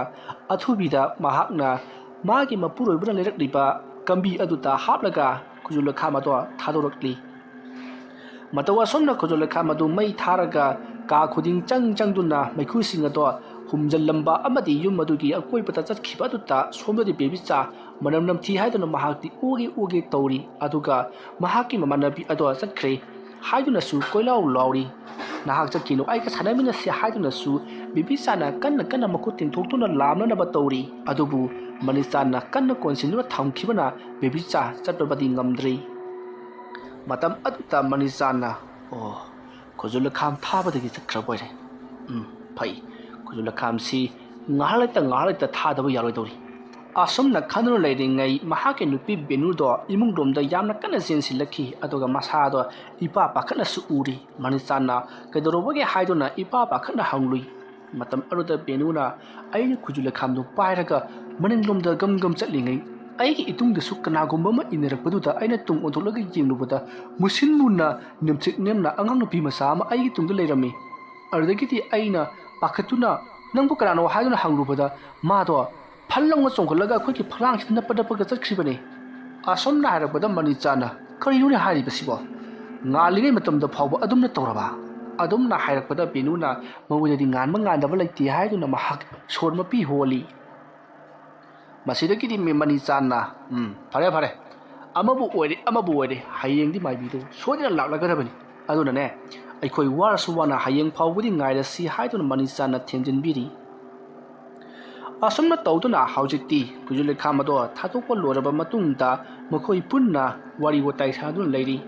ꯕꯦꯕꯤꯆꯥꯗꯤ ꯃꯃꯥꯟꯅꯕꯤ ꯑꯗꯣ ꯆꯠꯈꯤꯕꯗꯨꯗ ꯍꯧꯖꯤꯛꯁꯨ ꯑꯗꯨꯃꯛ ꯀꯞꯇꯨꯅ ꯅꯤꯡꯉꯥꯏ ꯇꯧꯗꯨꯅ ꯂꯩꯔꯤ ꯉꯥꯏꯍꯥꯛ ꯑꯃꯨꯛ ꯐꯔꯨꯔꯕꯅꯤ ꯑꯗꯨꯒ ꯍꯧꯖꯤꯛ ꯑꯃꯨꯛ ꯀꯞꯄꯛꯂꯤ ꯃꯇꯝ ꯑꯗꯨꯗ ꯃꯅꯤꯆꯥꯟꯅ ꯕꯦꯕꯤꯆꯥꯗ ꯅꯨꯡꯉꯥꯏꯕ ꯋꯥꯔꯤ ꯀꯌꯥ ꯂꯤꯕꯤꯔꯤ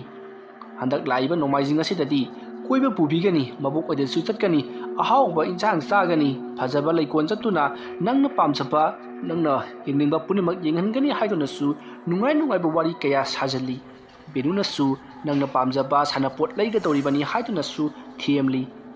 ꯑꯗꯨꯝꯅ ꯍꯥꯏꯔꯛꯄꯗꯨꯗ ꯕꯦꯕꯤꯆꯥ ꯀꯞꯂꯝꯕꯗꯣ ꯍꯧꯖꯤꯛꯇꯤ ꯐꯈ꯭ꯔꯦ꯫ ꯑꯁꯨꯝꯅ ꯇꯧꯗꯨꯅ ꯃꯅꯤꯆꯥꯟ, ꯕꯦꯅꯨ ꯑꯃꯗꯤ ꯕꯦꯕꯤꯆꯥ ꯃꯈꯣꯏ ꯑꯍꯨꯝ ꯑꯗꯣ ꯍꯧꯖꯤꯛ ꯀꯥ ꯃꯅꯨꯡ ꯑꯗꯨꯗ ꯌꯥꯝꯅ ꯀꯟꯅ ꯅꯣꯛꯇꯨꯅ ꯁꯥꯟꯅꯔꯤ꯫ ꯃꯅꯤꯆꯥꯟ ꯑꯃꯗꯤ ꯕꯦꯅꯨꯗꯤ ꯁꯥꯟꯅꯔꯤꯕ ꯑꯗꯨꯗ ꯀꯌꯥ ꯊꯋꯥꯏ ꯌꯥꯎꯁꯟꯕ ꯅꯠꯇꯦ꯫ ꯑꯍꯜ ꯑꯣꯏꯔꯕꯅꯤꯅ ꯃꯆꯥꯅꯨꯄꯤꯒꯤ ꯈꯜꯂꯒ ꯃꯈꯣꯏꯁꯨ ꯆꯣꯡ ꯐꯟꯗꯨꯅ ꯑꯉꯥꯡ ꯃꯆꯥ ꯑꯃꯒꯨꯝ ꯊꯔꯣ ꯑꯣꯟꯗꯨꯅ ꯁꯥꯟꯅꯃꯤꯟꯅꯔꯤ꯫ ꯑꯗꯨꯝꯅ ꯇꯧꯔꯤꯉꯩ ꯃꯇꯝ ꯑꯗꯨꯗ ꯃꯅꯤꯆꯥꯟꯒꯤ ꯃꯌꯨꯝꯗ ꯕꯦꯅꯨꯒꯤ ꯃꯃꯥ ꯍꯥꯏꯕꯗꯤ ꯃꯅꯤꯆꯥꯟꯒꯤꯅ ꯃꯅꯦꯝꯄꯣꯛ ꯑꯗꯣ ꯂꯥꯛꯂꯤ꯫ ꯃꯇꯝ ꯑꯗꯨꯗ ꯕꯦꯅꯨꯗ ꯃꯄꯥꯟꯂꯣꯝꯗ ꯊꯣꯛꯂꯨꯔꯒ ꯃꯥꯒꯤ ꯃꯃꯥ ꯑꯗꯨꯒ ꯄꯨꯟꯅ ꯆꯪꯃꯤꯟꯅꯔꯛꯂꯤ꯫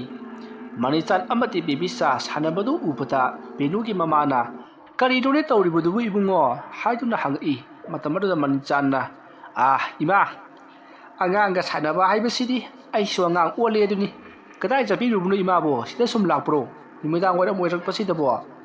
ꯑꯗꯨꯝꯅ ꯍꯥꯏꯔꯛꯄꯗ ꯕꯦꯅꯨꯒꯤ ꯃꯃꯥꯅ "ꯑꯩꯗꯣ ꯑꯁꯤꯗ ꯊꯕꯛ ꯑꯃ ꯆꯠꯂꯨꯕꯅꯤ, ꯑꯗꯩꯗꯨꯗ ꯏꯁꯨ ꯎꯅꯤꯡꯗꯅ ꯆꯪꯉꯛꯂꯤꯕꯅꯤ" ꯍꯥꯏꯗꯨꯅ ꯃꯅꯥꯛꯇ ꯐꯝꯊꯔꯤ꯫ ꯑꯗꯨꯒ ꯕꯦꯕꯤꯆꯥꯒꯤ ꯑꯆꯥꯄꯣꯠ ꯈꯔꯁꯨ ꯄꯨꯊꯣꯔꯛꯇꯨꯅ ꯄꯤꯔꯤ꯫ ꯃꯇꯝ ꯑꯗꯨꯗ ꯕꯦꯕꯤꯆꯥꯅ ꯃꯕꯨꯛ ꯎꯖꯕꯗ ꯌꯥꯝꯅ ꯍꯔꯥꯎꯖꯔꯤ꯫ ꯃꯇꯝ ꯑꯗꯨꯗ ꯕꯦꯅꯨꯅꯁꯨ ꯏꯃꯨꯡꯂꯣꯝꯗ ꯆꯪꯉꯛꯄꯗ ꯋꯥꯔꯝ ꯈꯔ ꯃꯥꯒꯤ ꯃꯃꯥꯗ ꯍꯥꯏꯈ꯭ꯔꯕꯅꯤ꯫ ꯃꯇꯝ ꯑꯗꯨꯗ ꯃꯅꯤꯆꯥꯟꯅꯁꯨ ꯕꯦꯅꯨꯒꯤ ꯃꯃꯥ ꯃꯍꯥꯛꯀꯤ ꯃꯅꯦꯝꯄꯣꯛ ꯑꯣꯏꯔꯤꯕ ꯑꯗꯨꯗ ꯕꯦꯕꯤꯆꯥꯒꯤ ꯃꯔꯝꯗ ꯋꯥꯐꯝ ꯈꯔ ꯍꯥꯏꯔꯤ꯫ ꯕꯦꯕꯤꯆꯥꯁꯦ ꯅꯍꯥꯟ ꯃꯈꯩꯒ ꯃꯥꯟꯅꯗ꯭ꯔꯦ, ꯂꯥꯏꯇꯤꯟꯒꯤ ꯑꯣꯏꯕ ꯁꯥꯎꯐꯝ ꯈꯔ ꯐꯪꯏ ꯏꯃꯥ ꯍꯥꯏꯗꯨꯅ꯫ ꯃꯇꯝ ꯑꯗꯨꯗ ꯕꯦꯅꯨꯒꯤ ꯃꯃꯥꯅ ꯃꯍꯥꯛꯀꯤ ꯃꯁꯨ ꯅꯨꯄꯤ ꯑꯗꯨꯗ ꯃꯨꯟꯅ ꯌꯦꯡꯂꯒ "ꯑꯩꯅꯁꯨ ꯃꯗꯨꯒꯨꯝꯕ ꯈꯔ ꯐꯪꯕꯒꯨꯝꯅ ꯇꯧꯏ꯫ ꯑꯩꯒꯤ ꯏꯃꯥꯟꯅꯕꯤ ꯃꯥꯏꯕꯤ ꯑꯃ ꯂꯩ,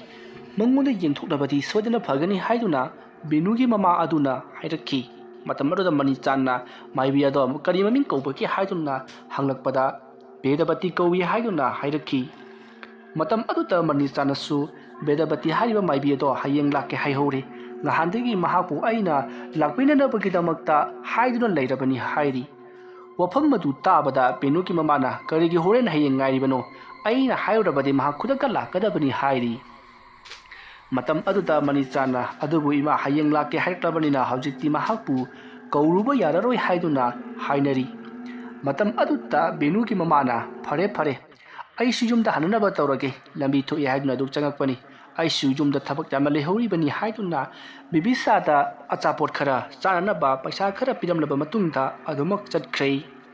ꯃꯇꯝ ꯑꯗꯨꯗ ꯃꯅꯤꯆꯥꯟꯅ "ꯍꯌꯦꯡ ꯂꯥꯏ ꯈꯣꯏꯔꯝꯕꯁꯦ ꯏꯃꯥꯁꯨ ꯌꯥꯎꯕꯤꯔꯅꯕ ꯂꯥꯛꯄꯤꯌꯨ" ꯍꯥꯏꯗꯨꯅ ꯍꯥꯏꯈ꯭ꯔꯦ꯫ ꯃꯇꯝ ꯑꯗꯨꯗ ꯕꯦꯅꯨꯒꯤ ꯃꯃꯥ ꯑꯗꯨꯅꯁꯨ "ꯁꯣꯏꯗꯅ ꯂꯥꯛꯀꯅꯤ, ꯅꯄꯥꯕꯨꯡꯁꯨ ꯌꯥꯎꯔꯛꯀꯅꯤ" ꯍꯥꯏꯔꯝꯂꯒ ꯃꯍꯥꯛ ꯆꯠꯈ꯭ꯔꯦ꯫ ꯃꯇꯝꯗꯤ ꯑꯁꯨꯝ ꯍꯧꯈꯤꯗꯨꯅ ꯅꯨꯃꯤꯗꯥꯡꯒꯤ ꯃꯇꯝ ꯑꯣꯏꯔꯛꯂꯤ꯫ ꯃꯇꯝꯗꯣ ꯑꯍꯤꯡꯒꯤ ꯃꯇꯝ ꯑꯣꯏꯁꯜꯂꯛꯂꯕꯅꯤ꯫ ꯃꯇꯝ ꯑꯗꯨꯗ ꯕꯦꯕꯤꯆꯥ ꯏꯈꯪ ꯈꯪꯍꯧꯗꯅ ꯌꯥꯝꯅ ꯀꯟꯅ ꯂꯥꯎꯔꯒ ꯀꯞꯂꯛꯈꯤ꯫ ꯑꯗꯨꯝꯅ ꯕꯦꯕꯤꯆꯥꯅ ꯌꯥꯝꯅ ꯀꯟꯅ ꯂꯥꯎꯔꯒ ꯀꯞꯂꯛꯄ ꯑꯗꯨꯗ ꯃꯅꯤꯆꯥꯟ ꯑꯃꯗꯤ ꯕꯦꯅꯨꯁꯨ ꯈꯪꯄ꯭ꯔꯦꯛ ꯈꯪꯗꯨꯅ ꯍꯧꯒꯠꯂꯛꯂꯒ "ꯀꯔꯤ ꯇꯧꯔꯕꯒꯦ ꯅꯪꯕꯨ?" ꯍꯥꯏꯗꯨꯅ ꯍꯪꯉꯤ꯫ ꯃꯇꯝ ꯑꯗꯨꯗ ꯕꯦꯕꯤꯆꯥꯅ ꯈꯨꯗꯣꯝꯕꯤ ꯊꯤꯜꯂꯒ "ꯑꯁꯤꯗ ꯃꯤ ꯑꯃ ꯂꯩꯔꯦ" ꯍꯥꯏꯗꯨꯅ ꯃꯍꯥꯛ ꯀꯟꯅ ꯀꯞꯂꯤ꯫ ꯑꯗꯨꯝꯅ ꯇꯧꯔꯤꯕ ꯊꯕꯛ ꯑꯗꯣ ꯕꯦꯕꯤꯆꯥ ꯃꯃꯤꯠꯇꯤ ꯄꯥꯡꯕ ꯅꯠꯇꯦ꯫ ꯃꯅꯤꯆꯥꯟ ꯑꯃꯗꯤ ꯕꯦꯅꯨ ꯕꯦꯕꯤꯆꯥꯅ ꯇꯧꯔꯤꯕ ꯃꯑꯣꯡ ꯑꯗꯨꯗ ꯀꯔꯤꯅꯣ ꯍꯥꯏꯗꯨꯅ ꯃꯈꯣꯏꯁꯨ ꯈꯨꯗꯣꯝꯕꯤ ꯊꯤꯜꯂꯤꯕ ꯑꯗꯣꯝꯗ ꯌꯦꯡꯊꯣꯛꯂꯨꯏ꯫ ꯑꯗꯨꯝꯅ ꯌꯦꯡꯂꯨꯕ ꯃꯇꯝꯗꯗꯤ ꯀꯅꯥꯅꯣ ꯈꯪꯗꯕ ꯃꯤꯑꯣꯏ ꯑꯃ ꯂꯦꯞꯂꯒ ꯃꯈꯣꯏꯗ ꯌꯦꯡꯗꯨꯅ ꯂꯩꯔꯤꯕꯗꯨ ꯎꯔꯦ ꯑꯃꯝꯕ ꯃꯔꯛ ꯑꯗꯨꯗ ꯀꯥꯆꯤꯜ ꯑꯃꯗ꯫ ꯃꯇꯝ ꯑꯗꯨꯗ ꯃꯅꯤꯆꯥꯟꯅ ꯃꯅꯥꯛꯇ ꯂꯩꯔꯤꯕ ꯁꯨꯏ ꯑꯗꯣ ꯇꯦꯛ ꯊꯥꯗꯨꯅ ꯃꯈꯣꯏꯒꯤ ꯀꯥꯗꯣ ꯉꯥꯜꯍꯜꯂꯨꯕꯗꯗꯤ ꯀꯅꯥ ꯑꯃꯠꯇ ꯂꯩꯔꯝꯗꯦ꯫ ꯃꯁꯤꯗꯒꯤꯗꯤ ꯏꯈꯪ ꯈꯪꯍꯧꯗꯅ ꯕꯦꯕꯤꯆꯥꯗꯣ ꯌꯥꯝꯅ ꯀꯟꯅ ꯀꯞꯄꯗ ꯅꯠꯇꯅ ꯃꯁꯥꯗꯣ ꯊꯔꯣ ꯑꯣꯟꯕ ꯍꯧꯔꯛꯂꯤ꯫ ꯃꯇꯝ ꯑꯗꯨꯗ ꯕꯦꯅꯨꯅ "ꯀꯩꯗꯧꯔꯕꯒꯦ?" ꯍꯥꯏꯗꯨꯅ ꯃꯍꯥꯛꯁꯨ ꯀꯞꯅ ꯕꯦꯕꯤꯆꯥꯕꯨ ꯌꯥꯝꯅ ꯀꯟꯅ ꯐꯥꯖꯤꯟꯅꯕ ꯍꯣꯠꯅꯔꯤ꯫ ꯑꯗꯨꯕꯨ ꯕꯦꯕꯤꯆꯥ ꯁꯥꯔꯩ ꯍꯧꯕꯒꯨꯝ ꯃꯁꯥꯗꯣ ꯐꯤꯔꯤꯡ ꯆꯣꯡꯕ, ꯃꯁꯥ ꯃꯇꯣꯝꯇ ꯃꯈꯨꯠ ꯃꯁꯥꯗꯣ ꯈꯨꯇꯨꯝ ꯀꯟꯅ ꯇꯥꯁꯟꯕ, ꯃꯌꯥ ꯀ꯭ꯔꯛ ꯆꯤꯛꯄ ꯇꯧꯔꯛꯂꯤ꯫ ꯑꯗꯨꯝꯅ ꯇꯧꯔꯛꯄ ꯑꯗꯨꯗ ꯃꯅꯤꯆꯥꯟꯅ "ꯀꯝꯗꯧꯅꯤ ꯁꯤꯗꯤ" ꯍꯥꯏꯗꯨꯅ ꯃꯍꯥꯛꯀ ꯇꯧꯐꯝ ꯈꯪꯗꯅ ꯂꯩꯔꯤꯉꯩ ꯕꯦꯕꯤꯆꯥ ꯇꯨꯃꯤꯟꯅ ꯑꯃꯨꯛ ꯐꯗꯥꯛ ꯇꯥꯗꯨꯅ ꯂꯩꯈꯤ꯫ ꯑꯗꯨꯝꯅ ꯍꯦꯛ ꯂꯩꯈꯤꯕꯒ ꯌꯨꯝ ꯑꯗꯨꯒꯤ ꯌꯦꯅꯈꯥꯗ ꯀꯅꯥꯒꯨꯝꯕ ꯑꯉꯥꯡ ꯑꯃꯅ ꯅꯣꯛꯇꯨꯅ ꯆꯦꯟꯕꯒꯤ ꯈꯣꯟꯖꯦꯜ ꯑꯃ ꯇꯥꯔꯛꯏ꯫ ꯈꯣꯟꯖꯦꯜ ꯑꯗꯨ ꯇꯥꯕꯗ ꯃꯅꯤꯆꯥꯟꯅ "ꯍꯩ, ꯊꯣꯔꯥꯏ ꯃꯆꯥ, ꯀꯅꯥꯒꯤ ꯃꯆꯥ ꯃꯁꯨꯅꯣ? ꯅꯪꯅ ꯑꯩꯒꯤ ꯏꯆꯥꯁꯤꯕꯨ ꯑꯁꯨꯝꯅ ꯑꯣꯠꯂꯤꯕ ꯀꯔꯤꯒꯤꯅꯣ?" ꯍꯥꯏꯗꯨꯅ ꯂꯥꯎꯈꯤ꯫ ꯑꯗꯨꯝꯅ ꯂꯥꯎꯖꯔꯕꯁꯨ ꯇꯥꯔꯤꯕ ꯈꯣꯟꯖꯦꯜ ꯑꯗꯨꯗꯤ ꯑꯗꯨꯃꯛ ꯇꯥꯗꯨꯅ ꯂꯩꯔꯤ꯫ Matam aduda Benuna yarese angang tumina leikre ai isase kainoma tawre tumina ngakta leirasi adumna hairakpaduta Manisana Benuda amuk jeng baby chada amuk jeng tawduna mahak tumina leiri asomna makoina tumina leiringi matam aduta yum adugi yumjaida kanagumba angang amana san saraka chatpagi mawongda duk lawbagi khonjalda natana Manichangi mamita kanagumba angang amana mafi marot amata yaudana san saraka kochat chatpagi saktam mamita urakhi mangoi hawai tawna uriba saktam madu urubadagi Manichan masalo inam namthari kaidoma tawbagum tawrakli mauram chadana masa ichok chok tharakpa amati masagi sor holiba to phunkalapagum tawrakli matam maduda Manichanna mahaki nupi Benuda hai aigi mita kainom ui he yumja yasida angang ama kocha chapagum aina ubugum tawrine adumna hairakpada Benusu kimallakpada kaino haibadubo aibu kinama tawribaro haituna mahak wo khongna kapthorakli Manichanna asengmani na haribasi yumjai da kai leibagi amukta yengu hairakpada Benuna ai ngamloi haituna mahak chatlu haibi yadri masidagidi Manichanna ai yengu gena sanupi se senara mu hairaka mahak phamungdagi kumtharaga yumjai romda parap lakli matam aduda awobemaki nupi macha ama phingu selaga masam maduna wai thadaraga leplaga leiramli madu ubada Manichanna nang kanano haiduna hangli matam madu yumjai gi mayado than banati mamli tawribani matam aduda Manichanna yumjai gi blap ado sui on tawduna tharubadadi kana amata leiramdri kana so leiramdaba aduda Manichan sor sangno hondoklaga mahakna kadai chakre gi hojiki dubo asomna koilei leiraga jingalba matungda mahaki phamung lomda parap amuk lakli matam aduta Benu amati Bebicha yaman nungaina tumdun leiramli matam aduda Manichanna khangle tawriba punamase mahaki wakhalonda khatamak tawhonbani kanasu hogati haibase mahakna khanglaki masidagi Manichan phamungda kakatuna phajub singkatuna tummanaba tawrakpada Benudo mamin pangthorakli aduga kadai chaluribano haiduna tumli hanglaki Manichanna mapan tholubani tumu hajenaraka mahaksu adumak tumsinnaba saduna leikhi Benu amadi Bebicha su nuana adumak tumkhre Manichandi tumthaba yaramdi hawjikta tawkhiba thabakching ado mahaki mamangda ukhiba ngaktani haibase mahakna khangli adu mamangka tawkhiba thabak ado mahanga taibang phauklaba phawda wakhal tadabadagi yumjai phawba mahak chaluribani haibase matumta khangjerakhi masiki matung Manichan pung yenglubada pung ani tajuna leiramli nongsita khara thuna ngalabadi phalkhrani ta khaladuna mahak tumina tumak leikhi mathangi ayukni Manichan ayuk nganta hawgatuna masamawu sengdoklaga amaibi bedapati pu longuna pagidamakta mahaki karado thauduna chakhi Manichanna talamdaida Benuda nasanawu sengtu nasanu piedu su sengtoklamu ai maibi kawba chatlabani hairamlaga chatkribani maramaduna Benusu Pimron singado ahan ba setuna iruja maitha jaraba matungda masamawu sengtoklaga Bebichaga punna leiminari numitto Bebicha mahausaga ipan manati masa ado karinom itau tawbugum tawri tande mandi tawbugum su tawri aduga ikhang khangawduna masa ado swai launa khangbugum su tawri matam adutta Benuna kai torobagi nangbo haiduna hangi adubu Bebicha mamata yamna sauna munna yengi aduga nuna tawriba thabakse ai khangoi haina khanbra haiduna ahal amana ngamagi mawongda amuk sunga i adumna leiringai matam adutta ayuki pungtare makai khar helakpa aduwaita Manichan amabi bedapati bu puduna lakle maseki matung Manichanna amabi bedapati bu thunga da gari thaujilalaba matungda gari dagi hekumtha hanbaga bedapatina is yum masidi loredana asumna hairakpado Manichan tahawi Manichan papakatna kari torobagi ima kanbang ngamlaroidra haiduna hangi matam aduda bedapatina hai adugidi karigi ngamoidoribanone nakoina asi yongna sokchallaba phawbada nakoina karisu tawdun leirambasida aidi pungak ngaglibani fare nakoigi yumse laimang phattaba yetle mado tanthoktaba taragadi nachanupisi ngauna phaya nagadori ngauna phaya nada natine nakoigi imngase ngauna phaya nadana nakoi masem pakat khatnaladana yumase kangkhong saida natana misi mina nangadori bani fare hawjikti ai laklabani ne aina thokpa tawrage ꯌꯨꯝ ꯃꯁꯤꯗ ꯇꯧꯔꯛꯂꯤꯕ ꯃꯤ ꯑꯁꯤ ꯑꯩꯅ ꯃꯁꯛ ꯏꯂꯥꯏ ꯂꯥꯏꯅ ꯈꯪꯂꯦ ꯃꯣꯏꯗꯅꯦ ꯆꯩꯕꯤ ꯆꯩꯊꯦꯡ ꯄꯤꯕ ꯄꯥꯝꯕ꯭ꯔꯥ ꯅꯠꯇ꯭ꯔꯒꯅ ꯇꯨꯃꯤꯟꯅ ꯂꯩꯁꯤꯟꯁꯤ ꯍꯥꯏꯕ꯭ꯔꯣ ꯏꯃꯥ ꯀꯩꯗꯧꯕꯒꯤ ꯇꯨꯃꯤꯟꯅ ꯂꯩꯁꯤꯟꯒꯗꯧꯔꯤꯕꯅꯣ ꯑꯩꯈꯣꯏꯗ ꯐꯪꯂꯤꯕ ꯑꯋꯥꯕꯁꯤꯃꯛ ꯃꯣꯏꯗꯁꯨ ꯐꯪꯍꯟꯒꯗꯕꯅꯤ ꯑꯗꯨꯒ ꯏꯃꯥ ꯀꯅꯥꯅꯣ ꯑꯩꯈꯣꯏꯒꯤ ꯌꯨꯝꯗ ꯑꯁꯤꯒꯨꯝꯕ ꯊꯕꯛ ꯇꯧꯔꯛꯂꯤꯕꯁꯤꯕꯨ ꯑꯗꯨꯝꯅ ꯍꯥꯏꯔꯛꯄꯗꯨꯗ ꯕꯦꯗꯄꯇꯤꯅ ꯃꯤꯁꯛꯇꯨꯗꯤꯅꯦ ꯑꯩꯅ ꯍꯥꯏꯕ ꯉꯝꯗ꯭ꯔꯦ ꯑꯗꯨꯕꯨ ꯅꯈꯣꯏ ꯁꯤꯗꯒꯤ ꯈꯔ ꯆꯠꯂꯒ ꯂꯩꯕ ꯌꯨꯝ ꯈꯔꯗꯒꯤꯗꯤ ꯑꯣꯏꯔꯦ ꯑꯗꯨꯕꯨꯅꯦ ꯗꯥꯏꯔꯦꯛ ꯃꯐꯝꯗꯨꯕꯨꯗꯤ ꯑꯩꯅ ꯍꯥꯏꯕ ꯉꯝꯗ꯭ꯔꯦ ꯈꯨꯔꯛꯀꯤ ꯏꯅ ꯂꯥꯏ ꯁꯥꯕ ꯍꯥꯏꯕꯗꯨꯅꯤ ꯇꯧꯔꯤꯁꯤ ꯑꯗꯨꯝꯅ ꯍꯥꯏꯔꯛꯄꯗ ꯃꯅꯤꯆꯥꯟꯅ ꯀꯅꯥ ꯑꯣꯏꯔꯕꯖꯥꯠꯅꯣ ꯑꯩꯒ ꯌꯥꯅꯗꯕ ꯏꯃꯨꯡꯗꯤ ꯑꯩꯈꯣꯏꯒꯤ ꯂꯩꯀꯥꯏ ꯑꯁꯤꯗ ꯂꯩꯇꯕ꯭ꯔꯥ ꯈꯜꯂꯤꯗ ꯑꯗꯨꯕꯨ ꯑꯃꯕꯨ ꯑꯣꯏꯔꯦ ꯏꯃꯥ ꯃꯥꯏꯕꯤ ꯂꯥꯏꯍꯟ ꯇꯧꯕꯤꯒꯗꯕꯅꯤ ꯃꯣꯏꯅ ꯑꯩꯉꯣꯟꯗ ꯑꯁꯤꯒꯨꯝꯕ ꯑꯋꯥꯕ ꯄꯤꯔꯛꯂꯕꯅꯤꯅ ꯃꯈꯣꯏꯗꯁꯨ ꯑꯋꯥꯕ ꯄꯤꯒꯗꯕꯅꯤ ꯑꯗꯨꯝꯅ ꯍꯥꯏꯔꯛꯄꯗ ꯑꯃꯥꯏꯕꯤ ꯕꯦꯗꯄꯇꯤꯅ ꯑꯩꯅ ꯐꯅꯅꯕ ꯁꯤꯜꯂꯒꯦ ꯍꯥꯏꯗꯨꯅ ꯃꯍꯥꯛꯀ ꯂꯥꯏ ꯈꯣꯏꯔꯝꯕꯗ ꯆꯪꯒꯗꯕ ꯄꯣꯠꯂꯝꯁꯤꯡ ꯑꯗꯣ ꯂꯣꯏꯅꯃꯛ ꯁꯤꯜ ꯂꯥꯡꯍꯜꯂꯤ ꯃꯔꯛ ꯑꯗꯨꯗ ꯕꯦꯕꯤꯆꯥꯅ ꯌꯥꯝꯅ ꯄꯥꯝꯖꯕ ꯂꯥꯏꯗꯤ ꯑꯃ ꯌꯥꯎꯍꯟꯒꯗꯕꯅꯤ ꯑꯗꯨꯒ ꯃꯍꯥꯛꯅ ꯁꯦꯠꯂꯤ ꯆꯥꯔꯤꯕ ꯐꯤꯔꯣꯜ ꯄꯨꯝꯅꯃꯛ ꯂꯣꯏꯅꯃꯛ ꯌꯥꯎꯍꯟꯒꯗꯕꯅꯤ ꯍꯥꯏꯗꯨꯅ ꯍꯧꯖꯤꯛꯇꯤ ꯂꯥꯏ ꯈꯣꯏꯔꯝꯅꯕ ꯄꯨꯝꯅꯃꯛ ꯁꯤꯜ ꯂꯥꯡꯂꯤ ꯅꯨꯡꯊꯤꯜꯒꯤ ꯃꯇꯝꯗ ꯂꯥꯏꯅꯤꯡꯊꯧ ꯈꯣꯏꯔꯝꯂꯕ ꯃꯇꯨꯡꯗ ꯅꯨꯃꯤꯗꯥꯡ ꯋꯥꯏꯔꯝꯗꯅ ꯂꯥꯏ ꯕꯦꯕꯤꯆꯥꯗ ꯌꯦꯛꯂꯤꯕꯁꯦ ꯇꯥꯟꯊꯣꯛꯅꯕ ꯈꯣꯏꯔꯝꯒꯗꯕꯅꯤ ꯍꯥꯏꯕꯗꯒꯤ ꯅꯨꯡꯊꯤꯜꯒꯤ ꯃꯇꯝꯗꯅ ꯂꯥꯏꯅꯤꯡꯊꯧ ꯈꯣꯏꯔꯝꯂꯤ ꯃꯗꯨꯒꯤ ꯃꯇꯨꯡ ꯅꯨꯃꯤꯗꯥꯡ ꯋꯥꯏꯔꯝ ꯑꯣꯏꯁꯤꯜꯂꯛꯂꯕ ꯑꯗꯨꯗ ꯕꯦꯗꯄꯇꯤꯅ ꯕꯦꯕꯤꯆꯥꯒꯤ ꯐꯨꯔꯤꯠ ꯐꯤꯔꯣꯜ ꯑꯃꯗꯤ ꯃꯍꯥꯛꯅ ꯌꯥꯝꯅ ꯄꯥꯝꯖꯕ ꯂꯥꯏꯙꯤ ꯑꯗꯣ ꯃꯍꯥꯛꯅ ꯀꯠꯇꯨꯅ ꯂꯥꯏ ꯈꯨꯔꯨꯝꯂꯛꯂꯤ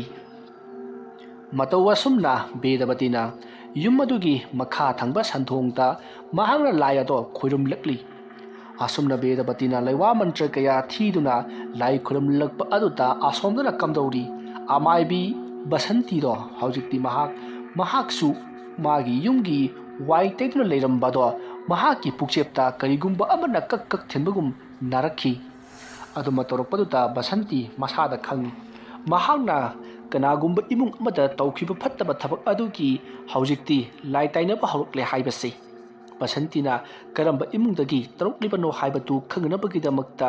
ꯃꯍꯥꯛꯁꯨ ꯋꯥꯏ ꯇꯩꯔꯤꯕꯗꯣ ꯄꯔꯞ ꯂꯣꯏꯁꯤꯜꯂꯒ ꯃꯍꯥꯛꯀꯤ ꯂꯥꯏꯕꯨꯡꯗ ꯆꯪꯗꯨꯅ ꯃꯍꯥꯛꯅ ꯇꯧꯈꯤꯕ ꯊꯕꯛ ꯑꯗꯨꯗ ꯀꯅꯥꯅ ꯈꯪꯈ꯭ꯔꯕꯒꯦ ꯍꯥꯏꯗꯨꯅ ꯌꯦꯡꯂꯛꯄꯗ ꯍꯧꯖꯤꯛꯇꯤ ꯈꯪꯂꯤ ꯃꯈꯣꯏꯒꯤ ꯈꯨꯜ ꯑꯁꯤꯒ ꯊꯪꯅꯅ ꯂꯩꯕ ꯀꯨꯟꯗꯥꯂꯩꯅ ꯇꯧ ꯍꯥꯏꯗꯨꯅ ꯇꯧꯈꯤꯕ ꯃꯅꯤꯆꯥꯟ ꯍꯥꯏꯔꯤꯕ ꯏꯃꯨꯡ ꯑꯗꯨꯗ ꯍꯧꯖꯤꯛ ꯃꯍꯥꯛꯅ ꯊꯥꯈꯤꯕ ꯄꯣꯠ ꯑꯗꯣ ꯃꯥꯡꯍꯟꯅꯕꯒꯤꯗꯃꯛꯇ ꯇꯥꯟꯊꯣꯛꯅꯕꯒꯤꯗꯃꯛꯇ ꯂꯥꯏ ꯈꯣꯏꯔꯝꯂꯛꯂꯦ ꯍꯥꯏꯕꯁꯦ ꯕꯁꯟꯇꯤꯅ ꯈꯪꯂꯤ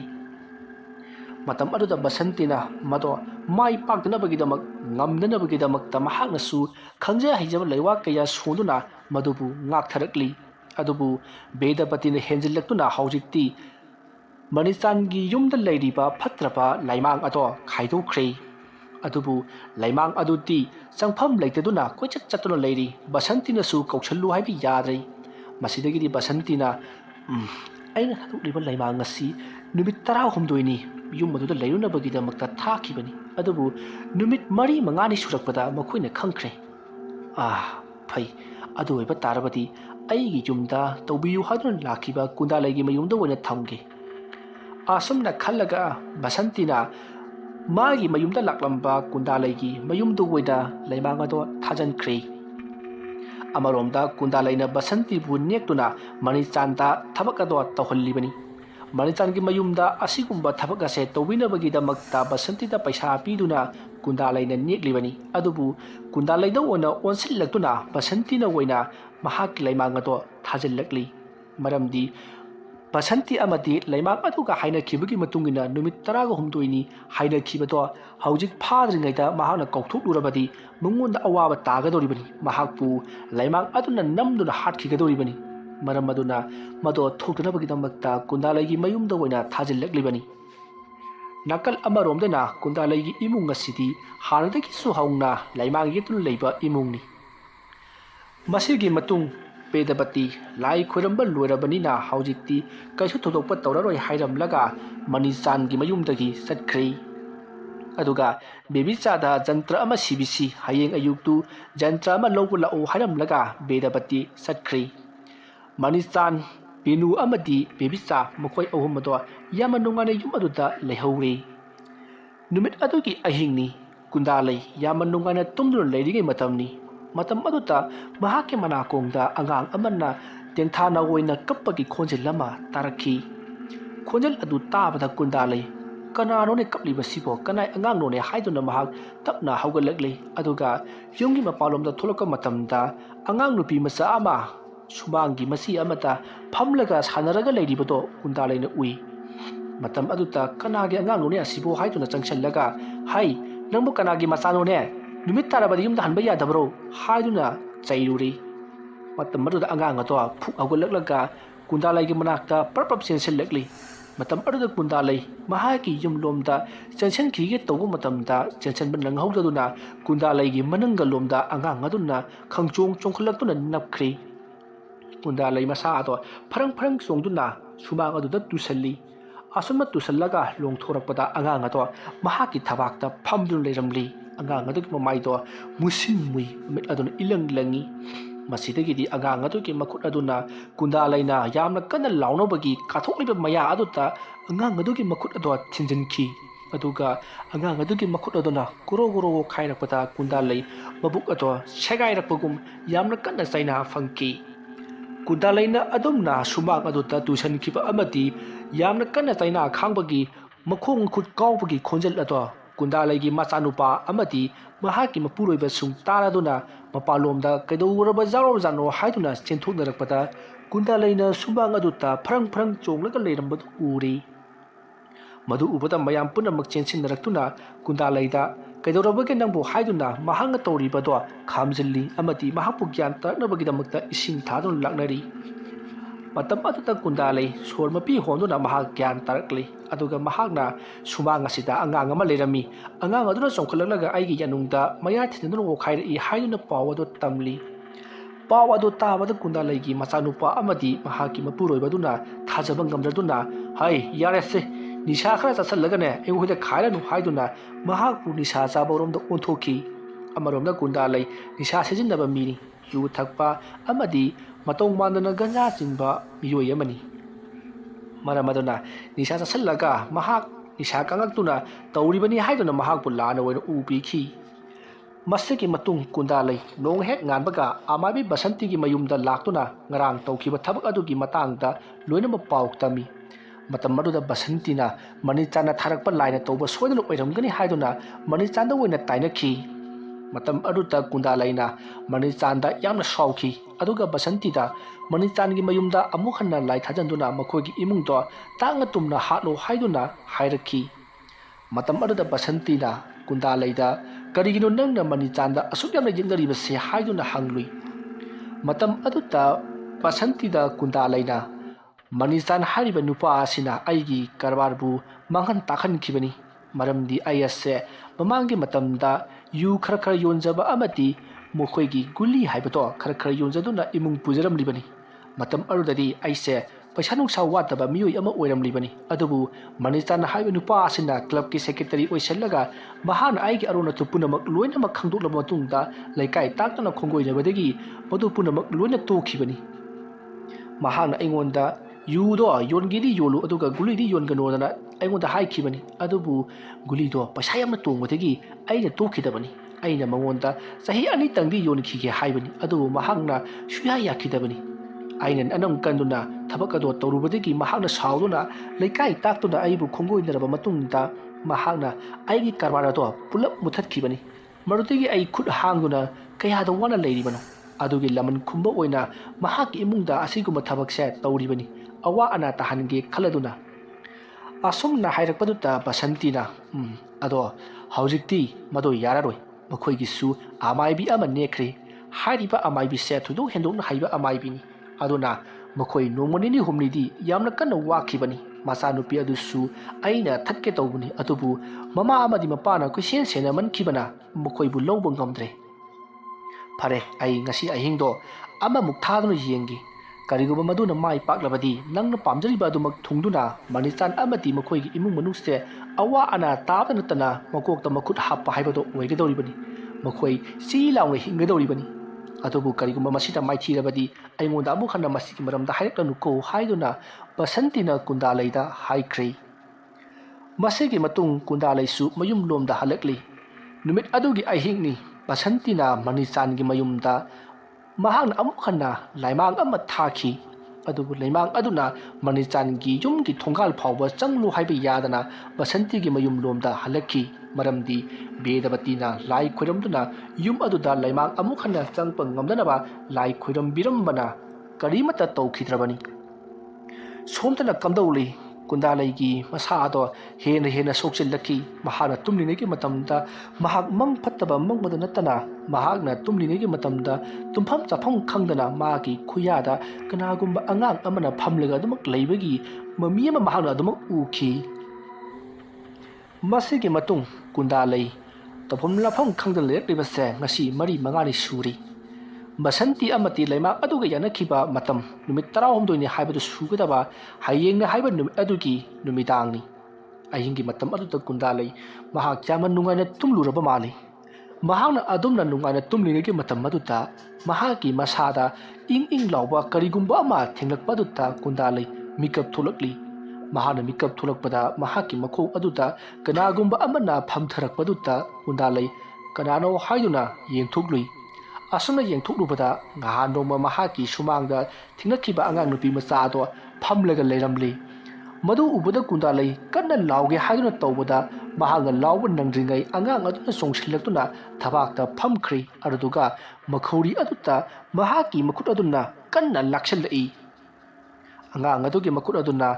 ꯀꯨꯟꯗꯥꯂꯩꯒꯤ ꯃꯈꯧꯔꯤ ꯑꯗꯨꯗ ꯀꯟꯅ ꯂꯥꯛꯁꯤꯜꯂꯛꯄ ꯑꯗꯨꯗ ꯀꯨꯟꯗꯥꯂꯩ ꯁꯣꯔ ꯍꯣꯟꯕ ꯉꯝꯁꯤꯜꯂꯛꯇ꯭ꯔꯤ ꯃꯈꯧꯔꯤ ꯑꯗꯨ ꯆꯞꯁꯤꯜꯂꯛꯄꯗꯨꯗ ꯏꯆꯠ ꯑꯀꯟꯕ ꯆꯩꯅꯥꯈꯣꯜꯁꯨ ꯐꯪꯂꯤ